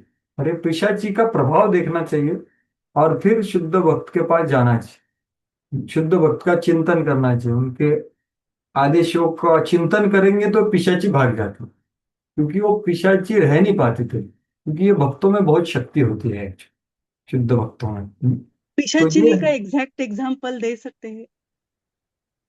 पिशाचिनी का जैसे कोई आ, देखिए कुछ पूजा, आजकल मैंने ऐसा एक उदाहरण सुना है, किसी का निंदा करने के लिए नहीं बोल रहा हूँ, कि एक कोई भक्त था, वो बहुत ज्यादा यूट्यूब पे प्रवचन बहुत अच्छे से प्रवचन देता था, और वो वैरागी था। तो उनके अधिकारियों ने बताया, भाई थोड़ा सावधान रहो, और आप वैरागी हो तो आप प्रचार करो, लेकिन सावधानी से करो, और सिर्फ माताओं को युवतियों को करने का जरूरत नहीं, सबको प्रचार करो आप। तो बोले वो बोलता था, लेकिन मैं क्या करूं, सब युवतियां ही आ रही है तो मैं क्या करूं। तो वैसा वो करता रहा, फिर छोड़ के चला गया और खुद का प्रचार का चैनल वगैरह बनाया। और फिर अभी कुछ जानने में आया है कि उन्होंने कुछ अवैध संबंध रखे हैं, जो भक्त भी नहीं करता वैसी कुछ क्रियाएं वो कर बैठा है, इसको उनको छोड़ करके बाहर जाकर। तो बोलने का तात्पर्य यह है कि ये कॉमन सेंस जो हमें अभी पता चल रहा है कि ये गलत है, ये करना गलत है, लेकिन उसको समझ में नहीं आ रहा है ये कैसा है, ये भूतनी है। वो कृष्ण का गुणगान कर रहा है, शास्त्र को बोल रहा है, लेकिन वो बोलते बोलते भी गलत व्यवहार और गलत कार्य कर रहा है, और उसको छुपा रहा है। और वो कितना दिन छुपाएगा, सब बाहर आ गया। तो ये एक ग्रॉस उदाहरण दे रहा हूँ कि मतलब आदमी कुछ क्रियाएं करेगा, लेकिन अगर उसका भौतिक इच्छा है, जैसे प्रभुपाद जी ने बोला ना इसका धन का इच्छा होता है, तो वो आ जाते हैं और चले जाते हैं भक्ति को छोड़कर, ज्यादा ऊपर ही ऊपर भक्ति करते हैं। ऊपर ही ऊपर भक्ति करना मतलब क्या है कि भक्ति की सिर्फ क्रियाएं करना, उद्देश्य ना देखना, उसका महत्व ना समझना, भक्त भक्ति भगवान इसकी शक्ति को ना जानना, शुद्ध भक्ति क्या है ये सब कुछ चिंतन नहीं करना, श्रवण नहीं करना, तो ये तो भूतनी, क्योंकि भूतनी है ना बाकी सब। इसलिए तो प्रभुपाद जी क्या बोले, प्रभुपाद जी के गुरु, कि this world is not for a place for a gentleman. ये भौतिक जगत एक सभ्य व्यक्ति के लिए है ही नहीं, क्योंकि सभी को भूत चढ़ा हुआ है। तो इसलिए उसको भक्तों के संग में आनंद आता है, कि बाहर के लोग पूरा का पूरा उनका, हालांकि हार्डवर्क बहुत करते हैं, लेकिन उनके ऊपर ये भक्ति और मुक्ति का भूत चढ़ा है। इसलिए वो सोते नहीं है, खाते कम है, क्या क्या करते हैं देखिए। तो ये वास्तविक उदाहरण बोल सकते हैं हम। तो कभी कभी जैसे प्रभुपाद जी के वक्त भी काफी उदाहरण थे कि कुछ सन्यासी गण थे, वो भी भक्ति छोड़ करके अपने पहले जीवन में चले गए। जैसे कल परम पूज्य श्री कृष्ण चैतन्य महाराज एक उदाहरण दे रहे थे। उनका मतलब वो खुद एक 20 साल पहले, 15-20 साल पहले की बात है, वो बोले कि एक बहुत बड़े सन्यासी थे प्रभुपाद जी के शिष्य, लेकिन वो वापस भौतिक लाइफ में चले गए भक्ति छोड़ करके। और फिर वो ऐसे ब्याह किए कि वो दोनों चेन स्मोकर थी, माता जी और उसकी बेटी। तो सोचिए कि ये अभी हमको सोचने के लिए भी मुश्किल है, लेकिन वो करते हैं। तो ये क्या है, ये होती है, वो आदमी को समझ में नहीं आता है। इसलिए ये बहुत डेंजर। और ये मैं बहुत एक्सट्रीम उदाहरण दिया समझने के लिए, लेकिन भूतनी मतलब क्या कि अपना भगवान गुरु, हरि गुरु वैष्णव का प्रसन्नता छोड़ करके ज्यादा अपने आप के बारे में सोचना, अपने अपने अपने सुख के बारे में, अपने चिंताओं के बारे में, या अपनी सुविधाओं के बारे में, अपनी सेवाओं के बारे में, सिर्फ अपना अपना सोचना, ये है सूक्ष्म भूतनी। हाँ, तो ये कुछ विचार, ठीक है। हाँ, ठीक है। हाँ, थैंक यू प्रिय प्रभु जी। हरे कृष्ण, धन्यवाद, बहुत प्रामाणिकता से पूछा। और प्रिय मोहिनी माता जी, आपका कुछ है? हाँ, हरे कृष्णा। प्रभु जी, ये हिंदी में मिला लास्ट का आपने जो इंग्लिश में दिया, इसको पढ़ना है क्या? हाँ, बिल्वा मंगल ठाकुर का क्या?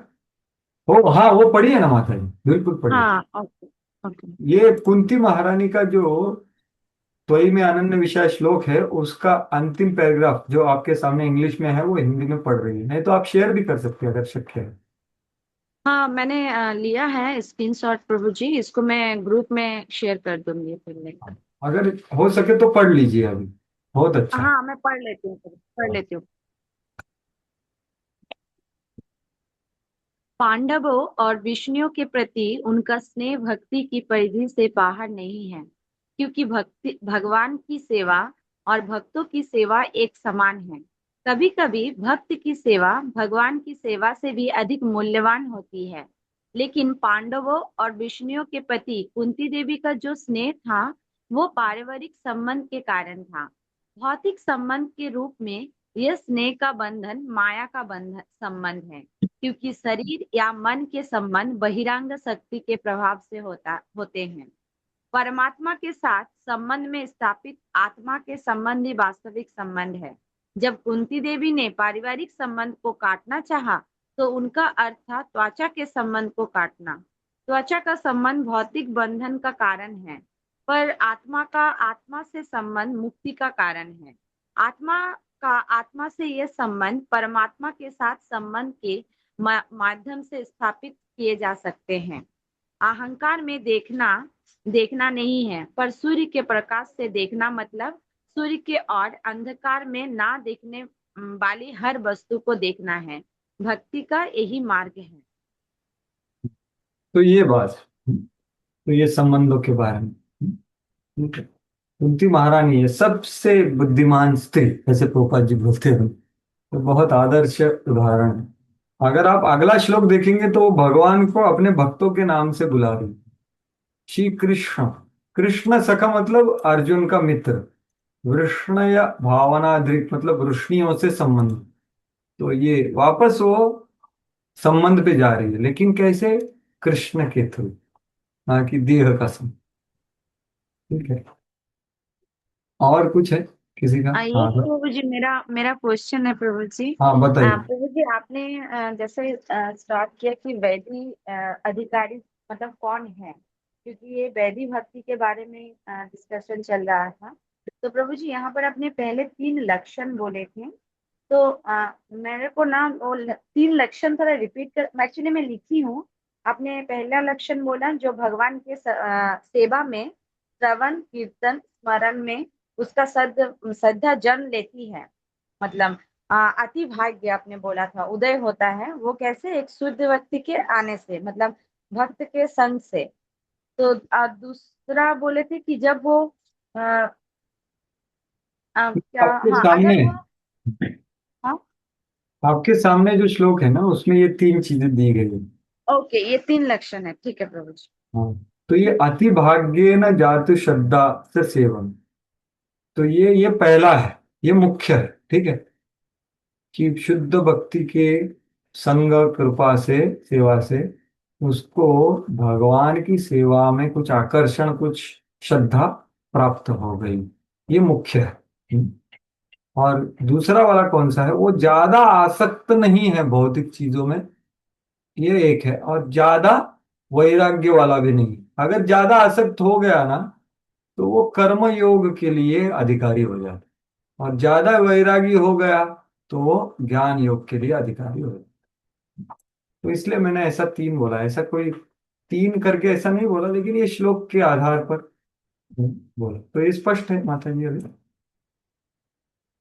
यस, या भी ठीक है, मैंने लिखा था पूरा, लेकिन नंबरिंग में थोड़ा ये हो रहा था। ठीक है प्रभु जी, अभी ठीक है प्रभु जी। और एक बात है, यहाँ पर इतना सारा बताया गया एक एक का मतलब, पहले जैसे कि तीसरी कोटि के बारे में जब बोला गया कनिष्ठ अधिकारी, तब बोला हम्म। गया वो कमल, मतलब कमल अधिक, सॉरी कॉमन होते हैं बहुत अधिकारी, मतलब किसी का सुनकर वो थोड़ा मतलब बिविल्डर्ड हो जाते हैं, लेकिन फिर आप जैसे बोले वो आकर बाद में सोचता है कि गुरु का क्या कहना है, तो फिर उनको लगता है नहीं वो गलत है उनका वन।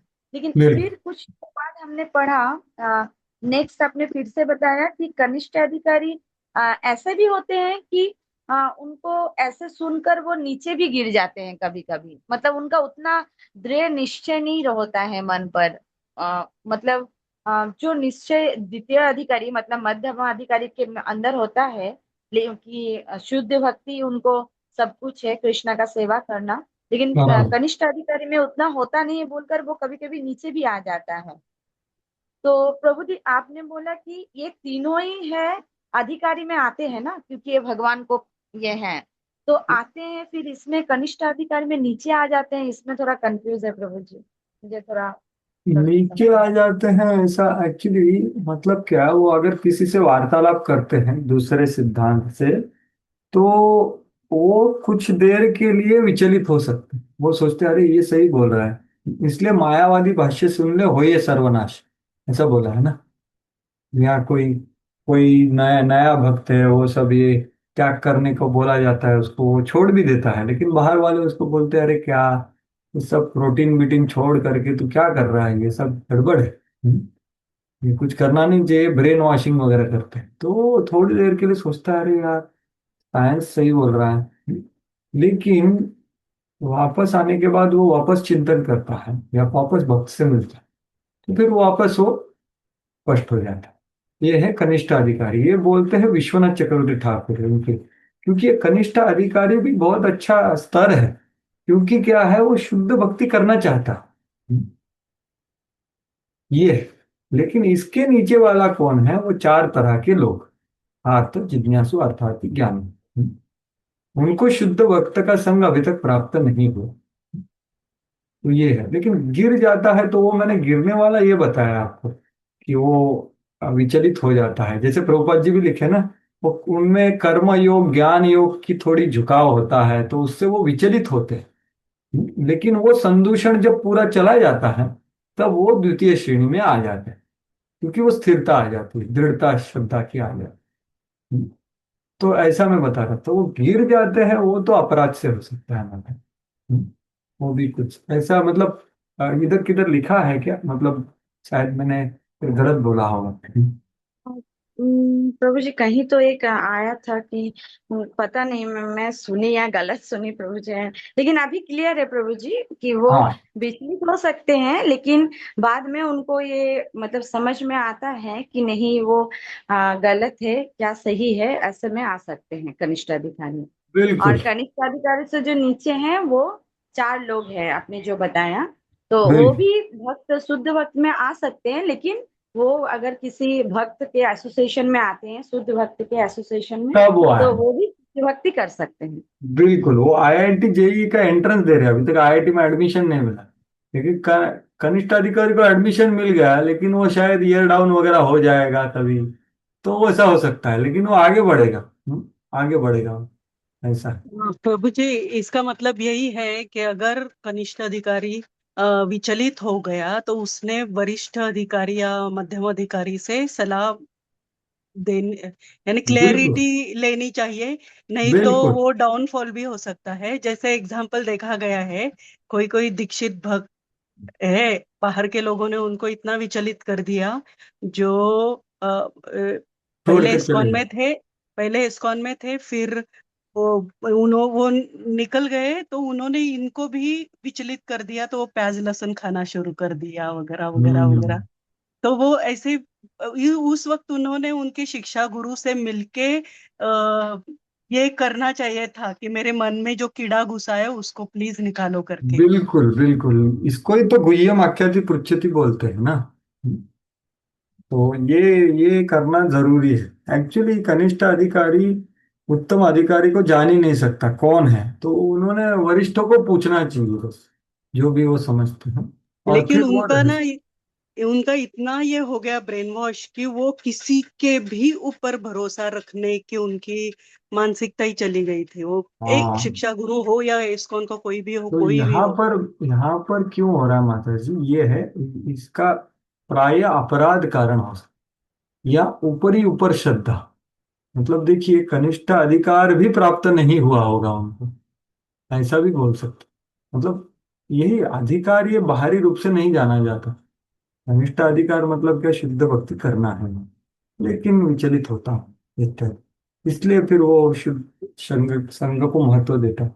लेकिन प्राय प्रभुपाद जी ने उदाहरण दिया ना कि कभी कभी कुछ लोग कुछ दूसरी चीजों के लिए ही आते हैं, तो फिर वो अधिकारी नहीं होते, तो फिर वो उनका अधिकार, श्रद्धा में बढ़ोतरी नहीं होता, उनके श्रद्धा में घटना होता है।